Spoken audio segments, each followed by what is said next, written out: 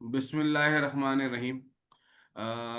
थोड़ा सा सेशन का प्लान मैं यही नईम साहब को भी बता रहा था कि पहले हमारी जो ये कंसल्टेंसी कंपनी है कोर, जिसके साथ मैं एसोसिएट हूँ, इनकी सीईओ ने आके एक इंट्रोडक्शन आप लोगों के साथ शेयर करना था, अपना भी, कंपनी का भी और इस प्रोग्राम का भी। लेकिन क्योंकि उनकी कोई कमिटमेंट है, एक मीटिंग है उनकी, तो वो अराउंड 5:45 पे ज्वाइन करेंगी हमें। तो हमने कहा चले हम अपना सेशन शुरू कर देते हैं। तो अल्लाह ताला के बाबरकत नाम से, और ये कुरानी आयत आपको स्क्रीन पर नज़र आ रही है, इक़रा बिस्मि रब्बिकल लज़ी खलक। इल्म तो अल्लाह ताला ने कुरान में पहले ही बता दिया कि पढ़ो अपने रब के नाम से जिसने पैदा किया। तो पढ़ाई लिखाई का सिलसिला जो है वो तो हमेशा जारी और सारी रहता है, और इंसान हर उम्र में हर वक्त सीखता ही रहता है। सबसे ज़्यादा जो खुशी की और फख्र की बात है, और जो सबसे इम्पोर्टेंट एस्पेक्ट है जिसको हाईलाइट करने की ज़रूरत है, कि ये जो आज प्रोग्राम है और जो हम यहाँ बैठे हैं सब मिल के, इसका पूरा जो क्रेडिट है वो डॉक्टर नईम अफजाल को जाता है, जिन्होंने पाकिस्तान सोसाइटी ऑफ फिजिशियन की प्लेटफॉर्म से इस प्रोग्राम को लॉन्च करने के लिए एग्रीमेंट किया, कोशिश की, और आज ये माशाल्लाह लॉन्च हो गया। तो a real great work by doctor Naeem, no doubt कि इसके बगैर ये काविश कभी भी मुमकिन ही नहीं थी, कोई पूरी भी नहीं होती। तो थैंक यू डॉक्टर साहब, आपने दोबारा मौका दिया हमें जुड़ने का भी, और ये नॉलेज शेयरिंग एक्टिविटी का भी। सही है। मेरा नाम बता चुका हूँ, मैं मोहम्मद इमरान हूँ। मैं लीड फैकल्टी रहूँगा तकरीबन सेशंस में, आप मुझसे इंटरेक्शन ज़्यादा रहेगा। तो मेरा 15 साल का हॉस्पिटल ऑपरेशन मैनेजमेंट का एक्सपीरियंस है, और मैं कोर के अलावा इंडस हॉस्पिटल के साथ एसोसिएटेड हूँ फुल टाइम एम्प्लॉयमेंट में, जहाँ पे मैं ऑपरेशंस मैनेजमेंट का मेजर एक हिस्सा है, जो in patient area, critical in patient area जिसमें वार्ड्स हैं, क्रिटिकल एरियाज हैं, इसके अलावा डेटा मॉनिटरिंग और प्रोजेक्ट प्लानिंग, ये सारी चीज़ें देखता हूँ यहाँ पे। पहला आज हमारा मॉड्यूल है इसका। तो पहले मॉड्यूल में हम बात करते हैं ऑपरेशंस की। मुझे सिर्फ एक चीज़ ये बताइएगा कि जब आप अस्पताल में, किसी भी अस्पताल में दाखिल होते हैं, तो पहली 3 चीजें, या कोई भी ऐसी 3 चीजें जो नॉन क्लिनिकल, आप क्या ऑब्जर्व करते हैं? आप चैट में जवाब दे दें, आप वैसे बताना चाहें तो यहाँ पे ये डिस्कशन फोरम है, इसमें कोई स्लाइड बेस्ड टीचिंग नहीं होगी। हम बात करेंगे, हम डिस्कशन करेंगे, तो कुछ ना कुछ हमें नॉलेज बांटने से बढ़ जाएगी। तो अगर आप अस्पताल में दाखिल होते हैं तो ऐसी कोई 3 चीजें बताएं जो नॉन क्लिनिकल हो, जो आप ऑब्जर्व करते हैं।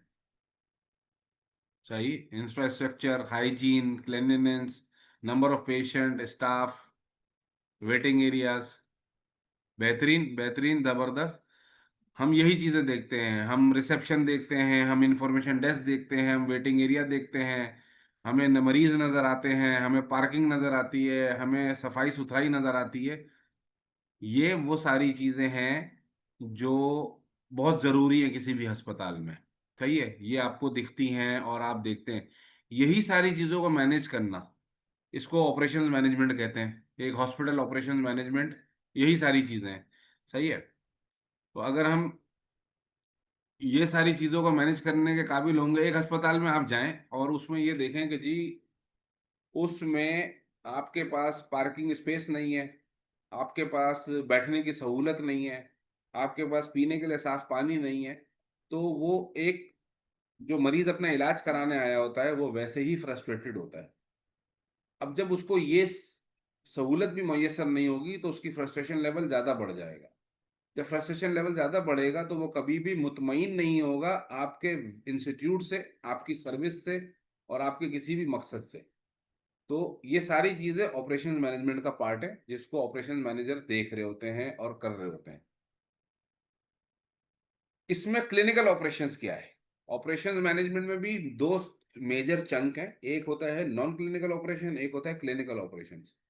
काम दोनों ऑपरेशंस मैनेजमेंट का ही करते हैं, काम दोनों अरेंजमेंट्स का, रिसोर्स प्लानिंग का, लॉजिस्टिक सपोर्ट का ही कर रहे होते हैं, लेकिन दोनों के काम में फर्क एक ये होता है कि जो क्लिनिकल ऑपरेशंस है वो प्योरली पेशेंट रिलेटेड एक्टिविटीज पे काम करता है, और जो जर्नल ऑपरेशन है वो जर्नल अपकीप एंड मेंटेनेंस पे काम करता है। डब्ल्यूएचओ की नज़र में क्लिनिकल ऑपरेशंस की डेफिनेशन कुछ इस तरह की है कि coordinated management of patient care and hospital services to ensure safety and quality. तमाम वो मैनेजमेंट जो आपस में पेशेंट केयर और हॉस्पिटल सर्विस की कोऑर्डिनेशन के साथ हो रही हो, जिसमें पेशेंट केयर और हॉस्पिटल सर्विस की कोऑर्डिनेटेड एफर्ट नजर आ रही हो, जिससे आपकी सेफ्टी आपकी एफिशिएंसी और आपकी क्वालिटी बेहतर हो सके, वो क्लिनिकल ऑपरेशंस है। इसमें कौन कौन सी सर्विसेज मौजूद हैं? क्लिनिकल ऑपरेशंस, आपके पास जो एडमिशन टीम बैठी हुई है वो क्लिनिकल ऑपरेशन का हिस्सा है। डिस्चार्जेस आप करते हैं वो क्लिनिकल ऑपरेशन का हिस्सा बनती हैं, तो उसमें आपके सपोर्ट होता है, सपोर्ट स्टाफ आपको सब सहूलत दे रहा होता है। बेड मैनेजमेंट है, वार्ड की प्लानिंग है, रिसोर्स यूज है, डॉक्यूमेंटेशन है, ये सारी चीजें ऐसी हैं जो क्लिनिकल ऑपरेशन का हिस्सा हैं। यहाँ पे क्लिनिकल ऑपरेशन से मुराद ये नहीं है कि वो नॉन क्लिनिकल बंदा होगा या क्लिनिकल बंदा होगा। It can be a physician as well, it can be a non physician as well. सही है। ये वो बंदा है, ये वो डिपार्टमेंट है जिसके अंदर ये एक्यूपमेंट डेवलप्ड है कि जी क्लिनिकल ऑपरेशंस काम क्या करता है। क्लिनिकल ऑपरेशन अस्पताल को ना, मैं क्लिनिकल ऑपरेशंस को इस तरह लेता हूँ कि आपने देखा होगा, एयरपोर्ट आप गए हैं, हम सब एयरपोर्ट गए हैं, हम सब ने ट्रैवल किया है। जहाज आ रहे हैं जा रहे हैं, पैसेंजर्स आ रहे हैं जा रहे हैं, लेकिन उन जहाज के पीछे एक कंट्रोल होता है जिसको हम कहते हैं air traffic control. Air traffic control का क्या काम है? कि वो तमाम फ्लाइट्स को की मूवमेंट को कंट्रोल करता है, टेक ऑफ करवाता है, लैंडिंग्स करवाता है, आपको लोकेशंस गाइड ऑफ देता है। तो क्लिनिकल ऑपरेशन का भी अस्पताल में कुछ ऐसा ही काम है कि वो तमाम चीज़ों को कंट्रोल करता है, क्योंकि फिजिशियंस अपनी एक मरीज की केयर में बिजी है। जो जो एडमिटिंग फिजिशियन है वो मरीज की भरपूर तरीके से उसकी इफेक्टिव केयर में बिजी है। अब अगर फिजिशियन ही बैठ के उसने डिस्चार्ज नोट डाला, एक मिसाल देता हूँ, इन पेशेंट वार्ड में एक मरीज दाखिल होता है। अब वो एडमिशन ऑफिस से वो मरीज ऊपर आता है और वो एडमिशन भी फिजिशियन को ही बनाना पॉसिबल नहीं है। मरीज को रिसीव करना, उसको उसके असाइन बेड तक पहुंचाना एक फिजिशियन नहीं कर सकता, क्योंकि फिजिशियन का काम जो है वो उसकी नौयत है मरीज की देखभाल करना, मरीज को केयर प्रोवाइड करना। तो ये जो कंबाइन एफर्ट है ना, ये कंबाइन एफर्ट क्लिनिकल ऑपरेशंस बनती है। वो जो डिपार्टमेंट है वो और फिजिशियंस मिलके, नर्सेज मिलके एक जब टीम के तौर पे काम करते हैं तो वो उसकी एफिशिएंट रिसोर्स यूटिलाइजेशन कहलाती है वो चीज़। तो ये, अब ये मैं आपको बताता हूँ कि ये एक मैंने तस्वीर देखी, मुझे इंटरनेट में मिली। ये एक वार्ड है और ये हमारे मुल्क का एक अस्पताल है। अब एक बिस्तर पे दो मरीज हैं। ये वो सेटअप है जिसके अंदर आपके पास ऑपरेशन मैनेजमेंट के जैसी कोई तस्करा नहीं है कहीं। तो अब दो मरीज हैं, वो हजरत जो हैं एक साइड टेबल पे बैठे हुए हैं, एक स्टैंड पड़ा हुआ है यहाँ पे, उसकी वो ड्रिप सेट जो जी वो दूसरे बेड पे जा रहा है। एक मरीज के साथ दो दो अटेंडेंट भी मौजूद होंगे। तो ये सारी चीजें आपको यहाँ नजर आ रही हैं। और इसके बाद एक चीज ये है मैनेज्ड इन पेशेंट वार्ड। मरीज है, मरीज के साथ एक अटेंडेंट है, तमीज से एक बंदा बैठा हुआ काम कर रहा है, फाइलिंग कर रहा है, सारी चीजें हैं। अब यहाँ पे ऑपरेशन मैनेजमेंट का काम आता है कि इस फ्लोर को साफ सुथरा रखना, प्रॉपर बेड मैनेजमेंट करना, प्रॉपर अटेंडेंट रिसोर्स मैनेजमेंट करना। ये सारी चीजें जो हैं ये आपके साथ क्लिनिकल ऑपरेशंस की टीम करती है। जब इतना पुरसुकून एनवायरनमेंट होगा तो फिजिशियन भी कंफर्टेबल होगा मरीज की केयर करने में, नर्स भी कंफर्टेबल होगा मरीज को केयर प्रोवाइड करने में। फिजिशियन फ्री माइंड के साथ मरीज को देख सकता है। अब फिजिशियन देखने आया मरीज को, फॉर एग्जांपल इस तस्वीर में देखें, तो वो इसको क्या देखेगा, उसको क्या देखेगा? प्राइवेसी ब्रीच है, एरिया नहीं है। अब फिजिशियन मुझे पता है कैसे एग्जामिन करेगा इस मरीज को, यहाँ दो आदमी बैठे हुए हैं, वहां दो मरीज लेटे हुए हैं। तो हमें सपोर्टिव एनवायरनमेंट की जरूरत होती है। तो सपोर्टिव एनवायरनमेंट हमेशा टीम वर्क से आता है। टीम वर्क हमेशा, जिसका जो काम है ना उसके साथ अगर उसके उस डोमेन में वो काम पार्क हो तो वो ज्यादा मुनासिब और ज्यादा बेहतर रहता है। तो हम ये बात करने के लिए यहाँ हमने पूरा इन पेशेंट मैनेजमेंट का कोर्स ही इसीलिए डिजाइन किया है कि हमें ये पता हो कि जी हमें कौन कौन सी ऐसी चीजें करनी है अपने डिपार्टमेंट में, अपने इंस्टीट्यूट में, जिससे हम अपने इंस्टीट्यूट को बेहतर कर सकें। ये क्लिनिकल ऑपरेशंस का मैटर क्या है? अब मैंने नीचे एक टैगलाइन लिखी हुई है, hospital with poor operation is like a plane with great pilot but no air traffic control. आप एक बेहतरीन 30-40 हजार घंटों का फ्लाइट तजुर्बेकार पायलट बिठा दें, जिसका सालों का भी एक्सपीरियंस हो जहाज उड़ाने का, और उसने बड़े खतरनाक खतरनाक रनवेज के ऊपर लैंडिंग और टेक ऑफ किए हों, लेकिन अगर उसके पीछे एयर ट्रैफिक कंट्रोलर नहीं है, वो डिपार्टमेंट नहीं है जो उसको गाइडेंस दे रहा है कि टेक ऑफ कैसे करना है, लैंडिंग कैसे करनी है, एयर सर्कुलेशन कितनी है ऊपर, ऊपर आप किस रूट से वापस आएंगे, किस रूट से चलाएंगे, तो वो जहाज at the day and crash हो जाएगा, क्योंकि उसको वो सपोर्ट ही प्रोवाइड नहीं हुई। जो सपोर्ट उसको एक गाइडलाइन, एक एक एक फ्रेम दिखाती है, एक फ्रेम बताती है कि ये आपका टेक ऑफ पॉइंट है, ये आपका रनवे पॉइंट है, इतने हवा के दबाव के साथ इतने किलोमीटर पे आके आपको ये सारा काम करना है। तो पायलट बहुत अच्छा था, नो डाउट, कोई उसमें शक नहीं है। उसके फ्लाइंग आवर्स हजारों में है, सालों में उसका तजुर्बा है, बेहतरीन रनवेज के ऊपर वो जहाज उड़ा चुका है। लेकिन उसको पीछे एक सपोर्टिव डिपार्टमेंट चाहिए था, जो उसको सपोर्ट करता और उसको आगे के मराइल की आगाही दे रहा है कि क्या करना है। The same impact is clinical operations. Physicians जो है वो मरीज की केयर में बिजी हैं, मरीज की देख अपना इलाज में बिजी हैं। और अगर उसके बावजूद उनको मेंटेनेंस के, हाउसकीपिंग के ये सारे काम करने पड़ रहे होंगे, तो वो इलाज प्रॉपर नहीं कर सकेंगे। तो उनका इलाज प्रॉपर करने के लिए, उनका मरीज पे फोकस रखने के लिए पीछे क्लिनिकल ऑपरेशन सपोर्ट डिपार्टमेंट आता है, जो फिजिशियंस के साथ ज्वाइन होता है। उसका इम्पैक्ट क्या है? पेशेंट की सेफ्टी है, क्वालिटी ऑफ केयर है, पेशेंट का वेटिंग है, सही है। इसके अलावा आपके पास कॉस्ट है, वो कॉस्ट सेविंग स्ट्रेटजीज आपको बता रहा होता है। तो ये सारी चीजें हैं जो clinical operations, why clinical operation matter, this is the impact that clinical operation matter. दुनिया में क्लिनिकल ऑपरेशंस डिपार्टमेंट हमारे पास पाकिस्तान में बड़े हॉस्पिटल में जरूर मौजूद हैं।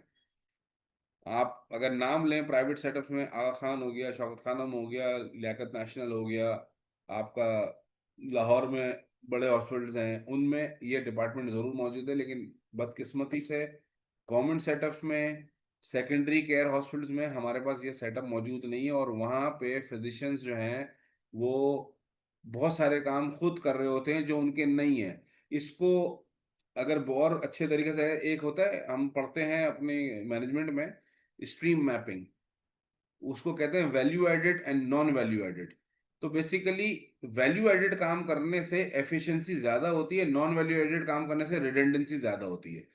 तो जब हम कोई स्ट्रीम मैप भी कर रहे होते हैं ना, हम जैसे इन पेशेंट का अगर स्ट्रीम मैपिंग करें तो हम ये कहते हैं कि जी पेशेंट इमरजेंसी से दाखिल हुआ, दाखिल होने से ऊपर आने तक और उसके डिस्चार्ज तक कौन कौन से ऐसे प्रोसेस थे जो उस पेशेंट के लिए फायदेमंद नहीं थे।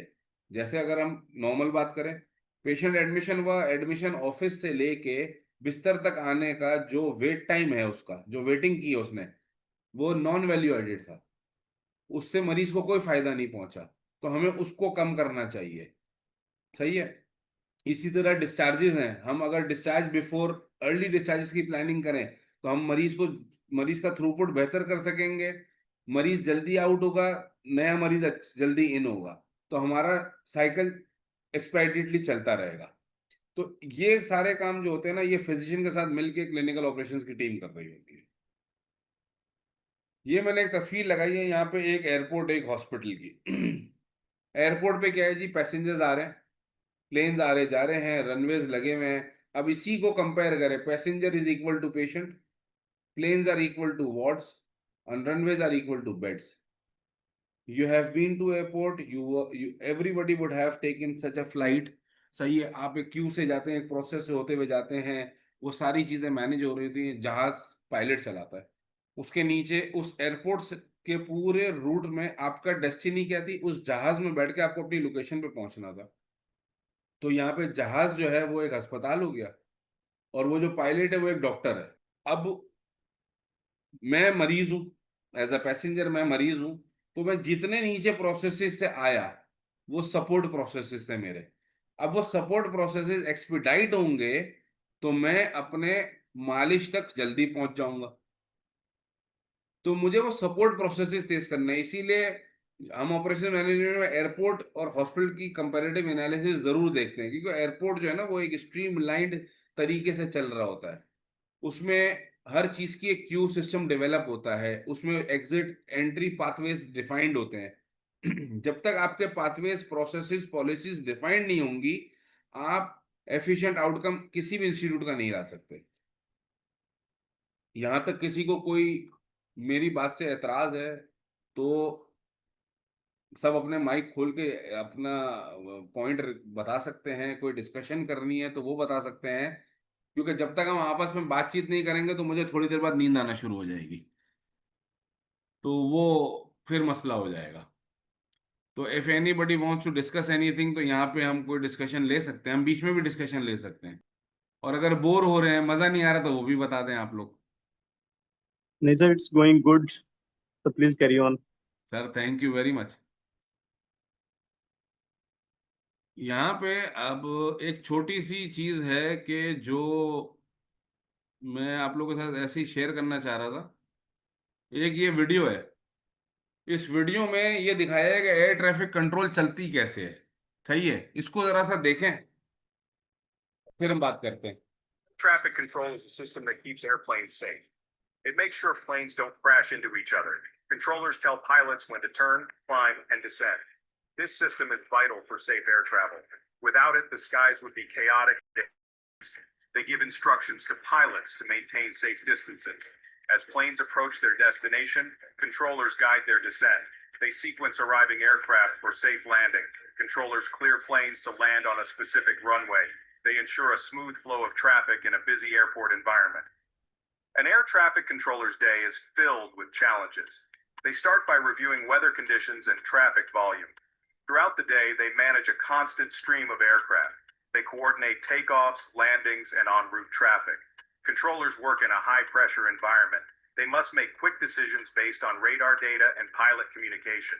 They need to be able to multitask and remain calm under pressure. Their job requires intense concentration and attention to detail. Despite the stress, air traffic controllers take pride in their work. They, air traffic control is a demanding profession with unique challenges.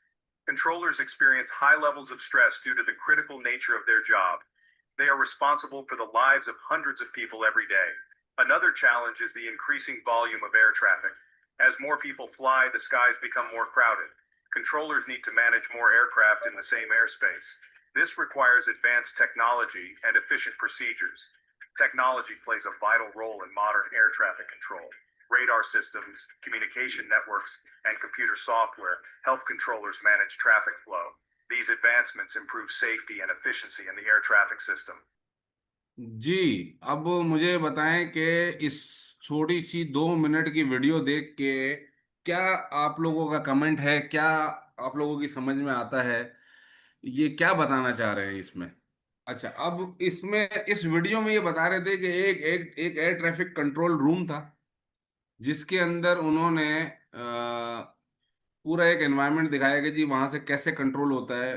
और उन्होंने बताया कि जी इसकी efficiency और इसकी effectiveness, बहुत सारी advancement और यूज़ ऑफ टेक्नोलॉजी और बहुत सारे आपके डैशबोर्ड्स वगैरह सारी चीज़ें हैं, पायलट्स को सिग्नल्स फराहम करना, सारी चीज़ें करना।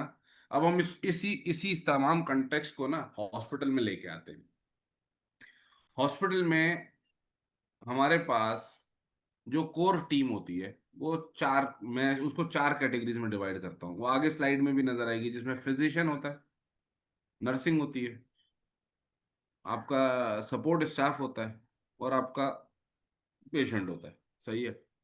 जब ये जो टीम्स हैं, जो इंटरनल अस्पताल की टीम है, जब 3 टीमें ये मर्ज हो जाती हैं, तो एक इफेक्टिव मैनेजमेंट के तौर पे काम किया जा सकता है। सही है। बेनिफिट किसको मिलना है? मरीज को, जो हमारा प्राइम मोटिव भी है। As a physician, as a support staff, as a nurse, हमारा अहद, हमारा ओथ, हमारी कमिटमेंट ये है कि हम मरीज को बेहतरीन तरीके से इलाज फराहम कर सकें। सही है जी। तो हमें वो इलाज फराहम करने के लिए हर चीज को देखना पड़ता है। अब की फंक्शंस जो होते हैं ना, जो की फंक्शन, जो क्लिनिकल ऑपरेशंस के मेजर फंक्शन हैं, जो किताबों में लिखे हुए हैं, वैसे आप मुझसे पूछेंगे मैं आपको बहुत सारे और बता दूंगा। Patient admission registration clinical operations का पार्ट है। पेशेंट का ट्रांसफर है, रेफरल टू अदर डिपार्टमेंट्स है, क्लिनिकल ऑपरेशंस का पार्ट है। डिस्चार्ज की प्लानिंग कराना, इस पे एक ये डिबेटेबल टॉपिक बन जाता है, डिस्चार्ज प्लानिंग। डिस्चार्ज प्लानिंग से मुराद ये है कि जब आप फिजिशियन से एक जैसे मैं एग्जांपल देता हूँ आपको। नॉर्मली जो अच्छे हॉस्पिटल्स हैं और जो बड़े हॉस्पिटल्स हैं जिसमें अंदर इलेक्ट्रॉनिक हेल्थ रिकॉर्ड इम्प्लीमेंटेड है या मैनुअल रिकॉर्ड भी है, वहाँ पे अ, जो प्रैक्टिस है वो ये है कि जब पेशेंट एडमिट होता है ना, हम उससे एक एक्सपेक्टेड टाइम ऑफ डिस्चार्ज लिखवा लेते हैं कि जी ये मरीज 3 दिन 4 दिन 5 दिन एडमिट रहेगा। एक्सपेक्टेड टाइम ऑफ डिस्चार्ज का कतई मतलब ये नहीं है कि वो चौथे दिन जी हम आपके सर पे आके खड़े हो जाएंगे, जी मरीज को डिस्चार्ज कर दें। आप 4 दिन है, आप उसके बाद एडिट करके उसको बता देंगे 3 दिन और रहेगा, हमें उससे प्रॉब्लम नहीं है। लेकिन हम इस इफेक्टिव एक्सपेक्टेड डिस्चार्ज डेट के बेसिस पे हम एक प्लानिंग मोड अपनी प्लानिंग करते हैं। मैं अपने इंस्टीट्यूट की प्रैक्टिस बताता हूँ जहाँ से मेरा ताल्लुक है, और ये भी हम मैं ये चीज़ बाकायदा तौर पे अपने टीचिंग में और अपनी चीज़ों में या अपने कोई भी टॉक में ज़रूर डिस्कस करता हूँ कि जो हम प्रोसेस फॉलो करते हैं वो ये है कि जी हमारा इलेक्ट्रॉनिक हेल्थ रिकॉर्ड है। हम जब एडमिशन होती है तो वो फिजिशियन जो एडमिशन प्रोसेस कर रहे हैं कि मरीज को एडमिट होना है, इस डायग्नोसिस के साथ एडमिट होना है, तो हम उसको एक एवरेज लेंथ ऑफ स्टे उसकी स्क्रीन पे आ जाता है कि आपके इस डायग्नोसिस के मरीज इतने दिन स्टे करते हैं, आप इसका एक्सपेक्टेड टाइम ऑफ डिस्चार्ज बता दें। फॉर एग्जाम्पल उसका एवरेज लेंथ ऑफ स्टे जो है वो 3 दिन आता है। अब वो फिजिशियन 8 दिन डाल दे तो भी कोई एतराज नहीं है, वो 2 दिन डाल दे तो भी एतराज नहीं है। बट बात यह है कि हम वो एक्सपेक्टेड डिस्चार्ज की बेसिस पे प्लानिंग शुरू कर देते हैं। एक दिन पहले ही हम फिजिशियन को इंटीमेट करते हैं कि जी सर आपने इसका एक्सपेक्टेड डिस्चार्ज कल का डाला हुआ है, आपका क्या प्लान है, और अगर आप डिस्चार्ज करना चाहते हैं और कल मरीज डिस्चार्ज होना है तो आप हमें बता दें ताकि आप इसका अर्ली डिस्चार्ज ऑर्डर बना दें, ताकि हम इसको फॉलो कर लें, प्रोसेस कर लें, फार्मेसी इंटरवेंशन है, कोई बिलिंग है, ये सारी चीज़ों को हम क्लोज कर लें, पेशेंट का बिस्तर जल्दी खाली हो जाए। तो जब ये काम करते हैं तो इसके बराबर वाला टैब खुद ही ओपन हो जाता है, bed utilization. Efficient bed utilization काम ही हम क्लिनिकल ऑपरेशंस का है कि वो फिजिशियंस के लिए एक बेड तैयार रखे पहले से उनके मरीजों के आने के लिए, उसकी यूटिलाइजेशन प्रॉपर हो, एक्स्ट्रा यूटिलाइजेशन ना हो, अंडर यूटिलाइजेशन ना हो, एक ऑक्यूपेंसी अस्पताल की मेंटेन रहे। इन्फेक्शन प्रिवेंशन का काम, डॉक्यूमेंटेशन और डिजिटाइजेशन रिकॉर्ड, रिसोर्स एलोकेशन, ये सारे कोर फंक्शंस क्लिनिकल ऑपरेशंस के हैं। और क्लिनिकल ऑपरेशन अब जो ट्रेंड है वो ये है, एक एक एक मिक्स वैरायटी होती है इसके अंदर, फिजिशियंस और नॉन फिजिशियंस, इसमें ये दोनों कैटेगरीज ऐड होती हैं ताकि एक टीम के तौर पे, एक मर्जर के तौर पे सारा काम किया जा सके। फिजिशियंस इस वजह से मौजूद होते हैं क्योंकि वो फिजिशियंस जो हैं वो बेहतरीन तरीके से जो सामने हमारी फैकल्टी है उसको अंडरस्टैंड कर सकते हैं, क्लिनिकल आउटकम्स को, क्लिनिकल गाइडलाइंस को, क्लिनिकल प्रोसेस को समझ सकते हैं। और साथ में जो नॉन क्लिनिकल टीम है वो मर्ज होके एक बेहतर एफिशिएंट यूटिलाइजेशन ऑफ रिसोर्सेज और effective management of the institution, ये सारी चीजें प्रोसेस कर सकती है। सही है, मैंने पहले बताया था रोल ऑफ, जिसके अंदर मैंने पेशेंट को भी ऐड किया था। यहाँ पे डॉक्टर है जिसका काम है ट्रीटमेंट करना, मेडिकल डिसीजन मेकिंग करना, नर्स का काम है 24/7 केयर करना, कोऑर्डिनेशन करना, डॉक्यूमेंटेशन करना, एडमिन स्टाफ का काम है resource allocation, bed management, cleaning staff है, सपोर्ट स्टाफ इसमें क्लीनिंग, लॉजिस्टिक्स, वार्ड असिस्टेंस, ये सारी चीजें, ये सब चारों लोग जब मिल जाते हैं तो फिर धमाका हो जाता है। जब ये चार अलग अलग दिशाओं में काम कर रहे हो, नॉर्थ ईस्ट वेस्ट साउथ में काम कर रहे हो, तो कुछ नहीं होगा। फिर वो तो धमाका ऐसा होता है जैसे हिरोशिमा नागासाकी में ना वो हमला हुआ था एटॉमिक, फिर वो ऐसा हो जाता है। लेकिन जब ये चार टीम्स मिल जाती हैं और जब चारों टीमें मिल के काम करती हैं तो फिर उस इंस्टीट्यूट की एक वर्थ, उस डिपार्टमेंट की एक आउटस्टैंडिंग कैपेसिटी बिल्डिंग, वो सारी चीजें ऑब्वियस नजर आती हैं। अब मैं आपको बताता हूँ पाकिस्तान के हेल्थ सिस्टम के बारे में। पाकिस्तान के हेल्थ सिस्टम के बारे में जो हमारे पास ऑनलाइन डेटा अवेलेबल है वो कुछ इस तरह का है कि 2024-25 का कुछ हमारे पास इकोनॉमिक सर्वे की रिपोर्ट में से मुझे ये नजर आया कि 1696 तकरीबन पब्लिक प्राइवेट अस्पताल हैं, 5434 हमारे पास बेसिक हेल्थ यूनिट है, 3,19,000 के करीब डॉक्टर हैं। डॉक्टर पॉपुलेशन रेशियो क्या है? 1 डॉक्टर पर 750 पीपल। सही है। और नर्सिंग स्टाफ हमारे पास इतना मौजूद है, और हॉस्पिटल के जो बेड का रेशियो है वो 1.2 बेड पर 1,000 पीपल। ये पाकिस्तान का हेल्थ सिस्टम है। अब पाकिस्तान के हेल्थ सिस्टम से थोड़ा सा और उसको डिग डाउन करा मैंने तो मुझे पता चला जी पंजाब हेल्थ सिस्टम स्नैपशॉट क्या कहती है। तो पंजाब में पता चला जी 115 मिलियन के करीब की कोई ये ऑफिशियल पॉपुलेशन है, मुझे उम्मीद है कि इससे ज्यादा ही होगी, क्योंकि जो हम लिखते हैं वो थोड़ी बहुत तो कम ही लिखते हैं, वो हमारी आदत है। तो मुझे कंफर्म उम्मीद है कि ये बहुत ज्यादा होगी, इससे 115 की जगह 140 हो सकती है। लेकिन अगर हम ऑफिशियल स्टैट्स की बात करें तो भाई 115 है। और पंजाब में पब्लिक हॉस्पिटल्स तकरीबन 399 है, जो एक एक्सप्रेस ट्रिब्यून की तरफ से कोट हुआ हुआ है। 61,000 350 बेड है।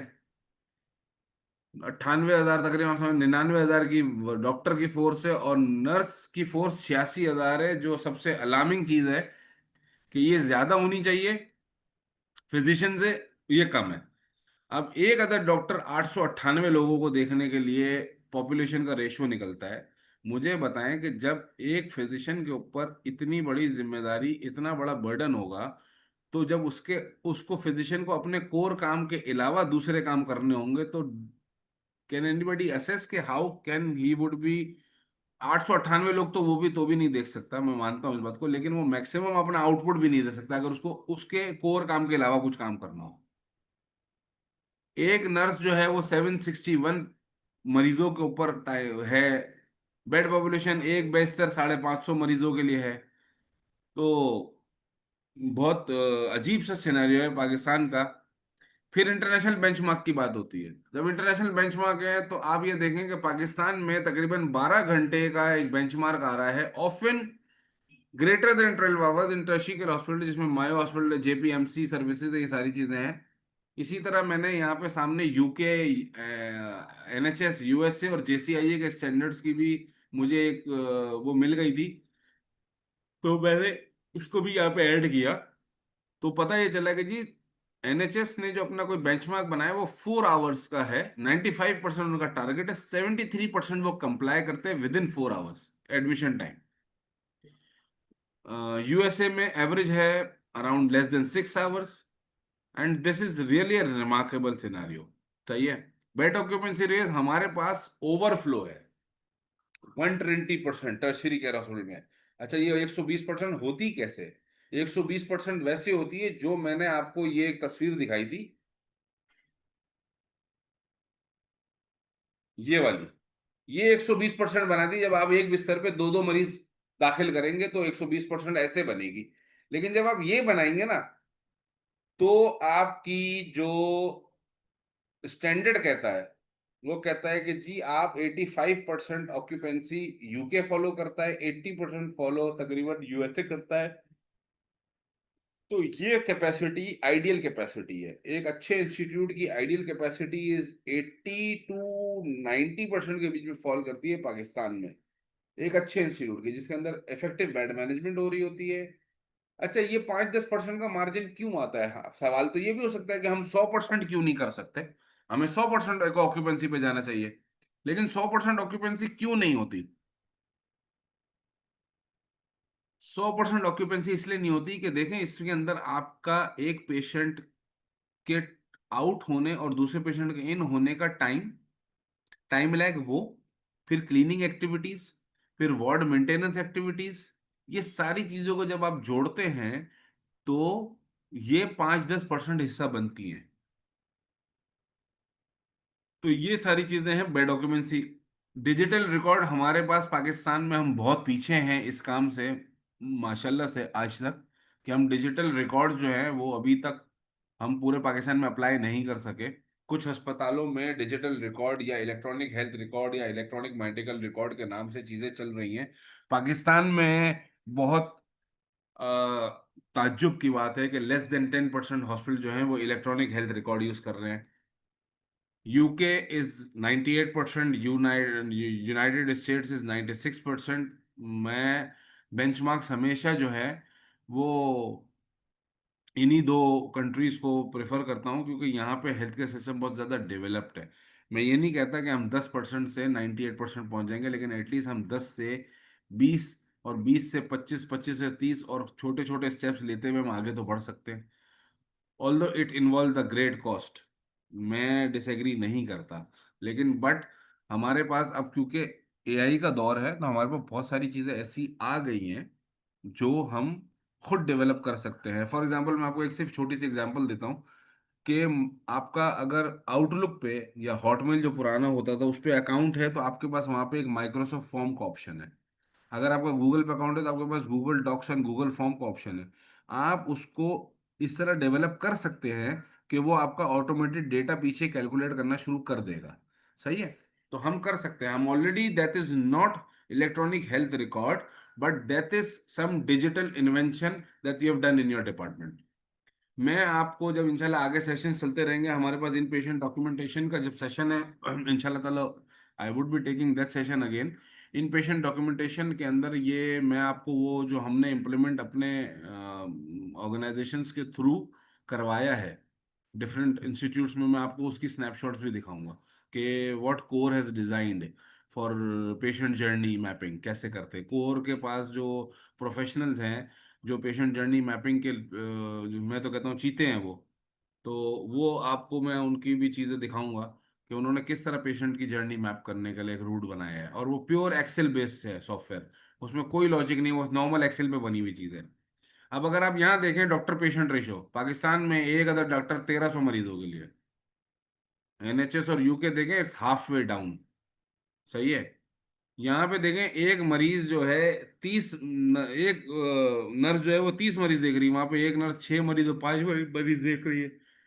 तो there is always, we are far behind it, but at least we can improve, we can, हम मिल के हम कुछ बेहतर कर सकते हैं। It's always you take the first step, सही है। एवरेज लेंथ ऑफ स्टे आप देख लें पाकिस्तान का 5 से 7 दिन आ रहा है, और नॉर्मली वैसे 4 to 5 डेज या 4.7 डेज आ रहा है। तो आपको एक कंटिन्यूस मॉनिटर, ये सारे काम जो है ना एवरेज लेंथ ऑफ स्टे, ये क्लिनिकल ऑपरेशन का काम है, बेड ऑक्यूपेंसी क्लिनिकल ऑपरेशन का काम है, पेशेंट एडमिशन टाइम को रिड्यूस करना, यहाँ पे क्लिनिकल ऑपरेशन आती है। फिजिशियन ने तो ऑर्डर दे दिया कि जी पेशेंट एडमिट कर दें, अब फिजिशियन ही उसकी फाइल लेके भी जाएगा, फिजिशियन ही उसकी सारी चीजें करवाएगा, तो फिजिशियन उतनी देर में 10 मरीज और देख सकता था जो वो नहीं देख पा रहा, सही है। तो यहाँ पे क्लिनिकल ऑपरेशंस का ये कोर एडवांटेजेस होते हैं जब ये काम कर रहे होते हैं। अब ये 15 मिनट की एक एक्टिविटी है छोटी सी, इसमें ये कहते हैं कि जी आपके पास एक 500 बिस्तर का अस्पताल है, और उसके अंदर तकरीबन आप 700 मरीज, 500 बिस्तर का अस्पताल है, 700 मरीज वहां पे डेली आते हैं ईआर में, और पेशेंट का जो एडमिशन का वेट टाइम है वो 8 से 12 घंटे का है, कॉरिडोर फुल है, स्टाफ ओवरवर्कड है। तो मुझे सवाल ये पूछा गया है कि कौन सी ऐसी ऑपरेशन स्ट्रेटेजीज हैं जो आप लेंगे, सही है। तो आपके पास चैट ओपन है, आप चैट में लिखना चाहें चैट में लिखें। 15 मिनट की 10 मिनट की एक्टिविटी है, आप 10 मिनट बिल्कुल तसल्ली से आपस में डिस्कशंस करके भी लिख सकते हैं। मैं यहाँ मौजूद हूँ, मैं, आप मुझसे डिस्कस करना चाहते हैं तो मैं भी डिस्कस करने के लिए अवेलेबल हूँ। तो आप लोग तसल्ली से इसको पढ़ें समझें, और जो अब तक मैंने कुछ बोलना बताया है आप लोगों को, तो कोशिश करें कि उसमें से अगर कोई ऐसी चीज लगी जो काम की है तो उसको भी डॉक्यूमेंट करें, वरना जो आपके दिमाग में आता है आप उसको लिखें। तो हमें वो स्ट्रेटेजीज निकालनी है, एटलीस्ट 3 स्ट्रेटेजीज या 4 स्ट्रेटेजीज आइडेंटिफाई करें जिससे हम ये बेहतर कर सकते हो, सही है। तो please it's the session is up to you, आप लोग प्लीज इसको रिस्पॉन्ड करें, आपस में डिस्कस करके करें, तो ज्यादा अच्छा होगा। आप लोग की एक कोऑर्डिनेशन भी होगी, एक दूसरे को आप लोग बहुत सारे लोग जानते भी होंगे, तो यहाँ पे और अच्छी तरीके से जान पहचान हो जाएगी। यहाँ पे बातें आ रही हैं बहुत सारी, आप लोग मेरे ख्याल से आप लोग आपस में भी डिस्कशन करें। अब नेक्स्ट टाइम मैं ना ब्रेकआउट रूम क्रिएट करूंगा जिसके अंदर ना आप लोग टीम वर्क के तौर पे डिस्कस करेंगे।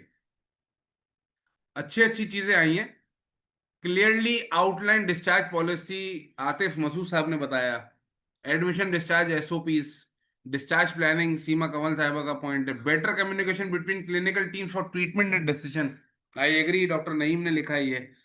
एडमिशन एंड डिस्चार्ज एसओपीज सही है।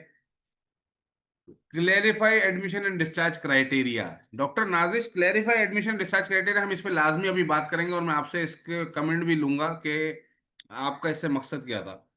Inter communication protocols, I definitely agree, this is the, मैं आपको एक चीज बताता हूँ, ये वाहिद चीज है जिसको हम फॉलो नहीं करते।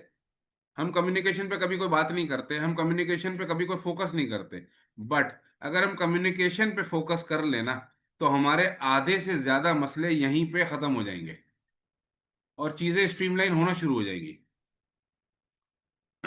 Doctor Ammad Masood, brilliant thing, filter clinic to avoid unnecessary admission, बेहतरीन staff training and discharge criteria. तसल्ली से, बहुत टाइम है, सर्च करके लिखें कहीं से, अगर आपको कोई इंटरनेट से सर्च करना है, कोई रेफरेंस कोड करना है, मोस्ट वेलकम। ये कोई मैंने कहा ना, ये यूनिवर्सिटी का या स्कूल का कॉलेज का लेक्चर नहीं है जिसके अंदर जी सर बोलते रहेंगे और हम सुनते रहेंगे और टाइम पूरा होगा घर चले जाएंगे। मैंने भी कुछ सीखना है, तो आप लोग मुझे सिखाएंगे इसमें। राशिद साहब हैं यहाँ पे, उन्होंने कहा use technology and better coordination, improve patient flow and apply trash policy.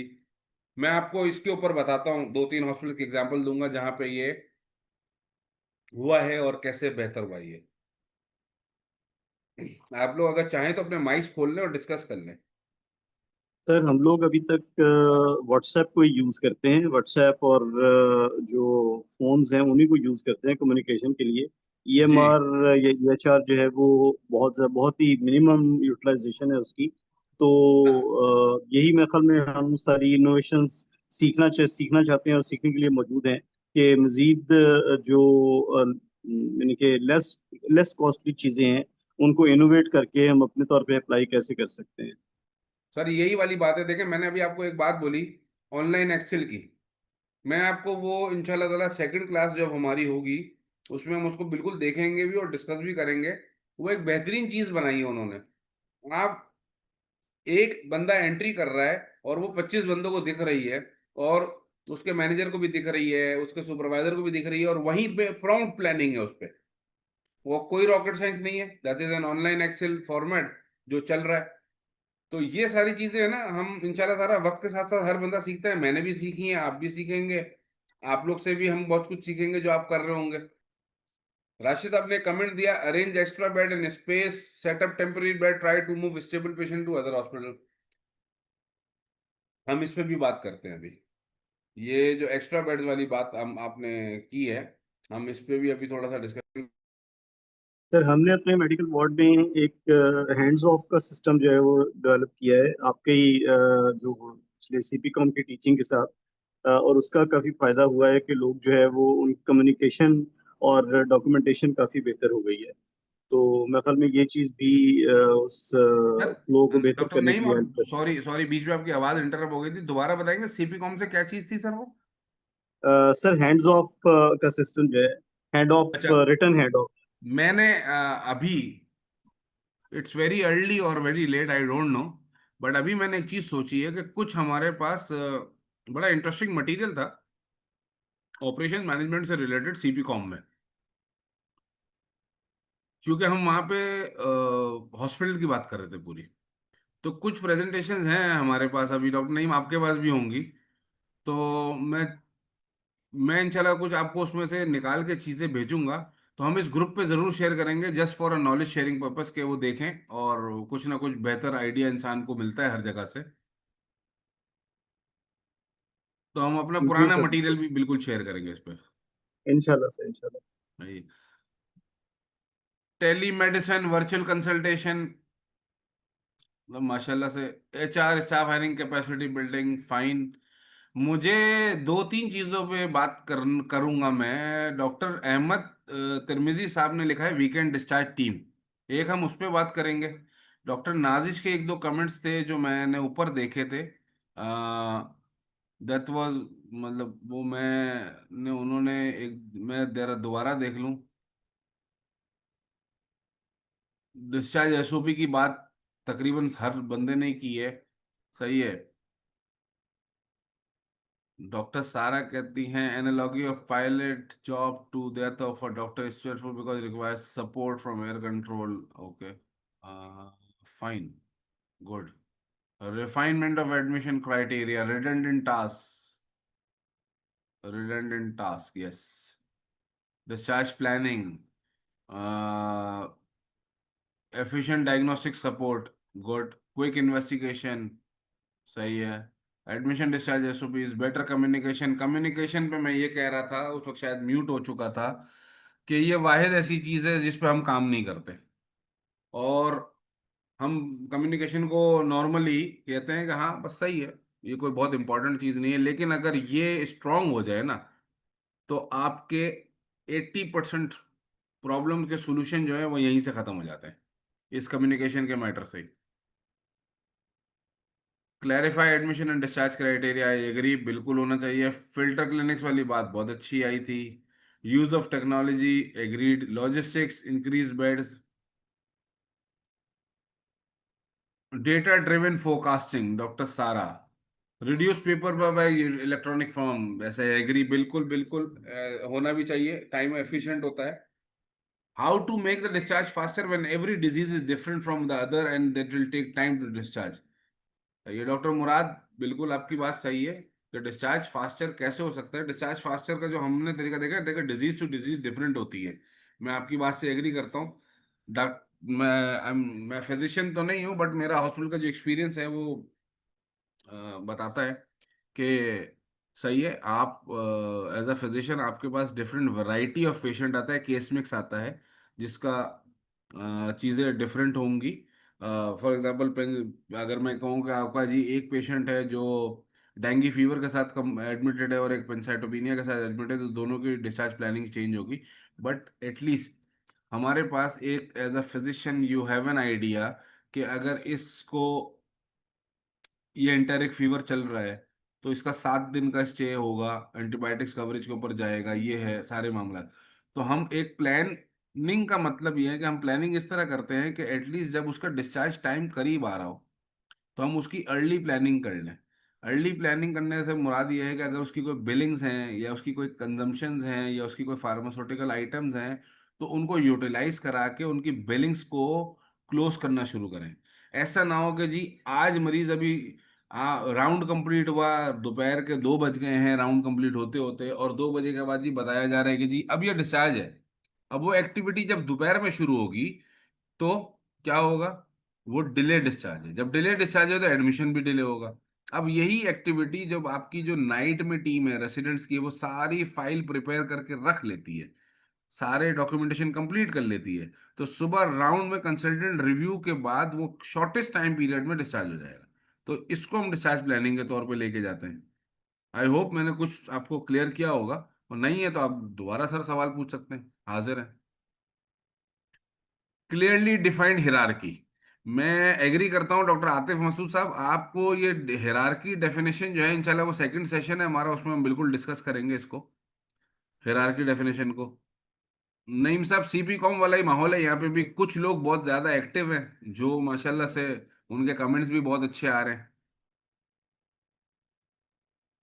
और कुछ जी लोग मेरी सर, ऐसे तरह हैं। ही कुछ लोग मेरी सर वो तरह हैं। नमाज का, नहीं सर, नमाज का भी टाइम हो गया शायद, मेरे ख्याल कुछ लोग नमाज पढ़ने तो मंसरूफ हो गए हैं। हम 5 मिनट 10 मिनट का अगर आप कहते हैं तो ब्रेक ले लेते हैं नमाज का। सर मेरे ख्याल में मुनासिब है सर, 10 मिनट सर का ब्रेक ले लें सर 10 मिनट तो का ब्रेक ले नमाज लेते हैं। पढ़ सकते मेरे हिसाब से इस हैं। वक्त हाँ 4:52 हुए हैं, 4:50 हो रहे हैं, तो हम 5 बजे दोबारा मिलते हैं।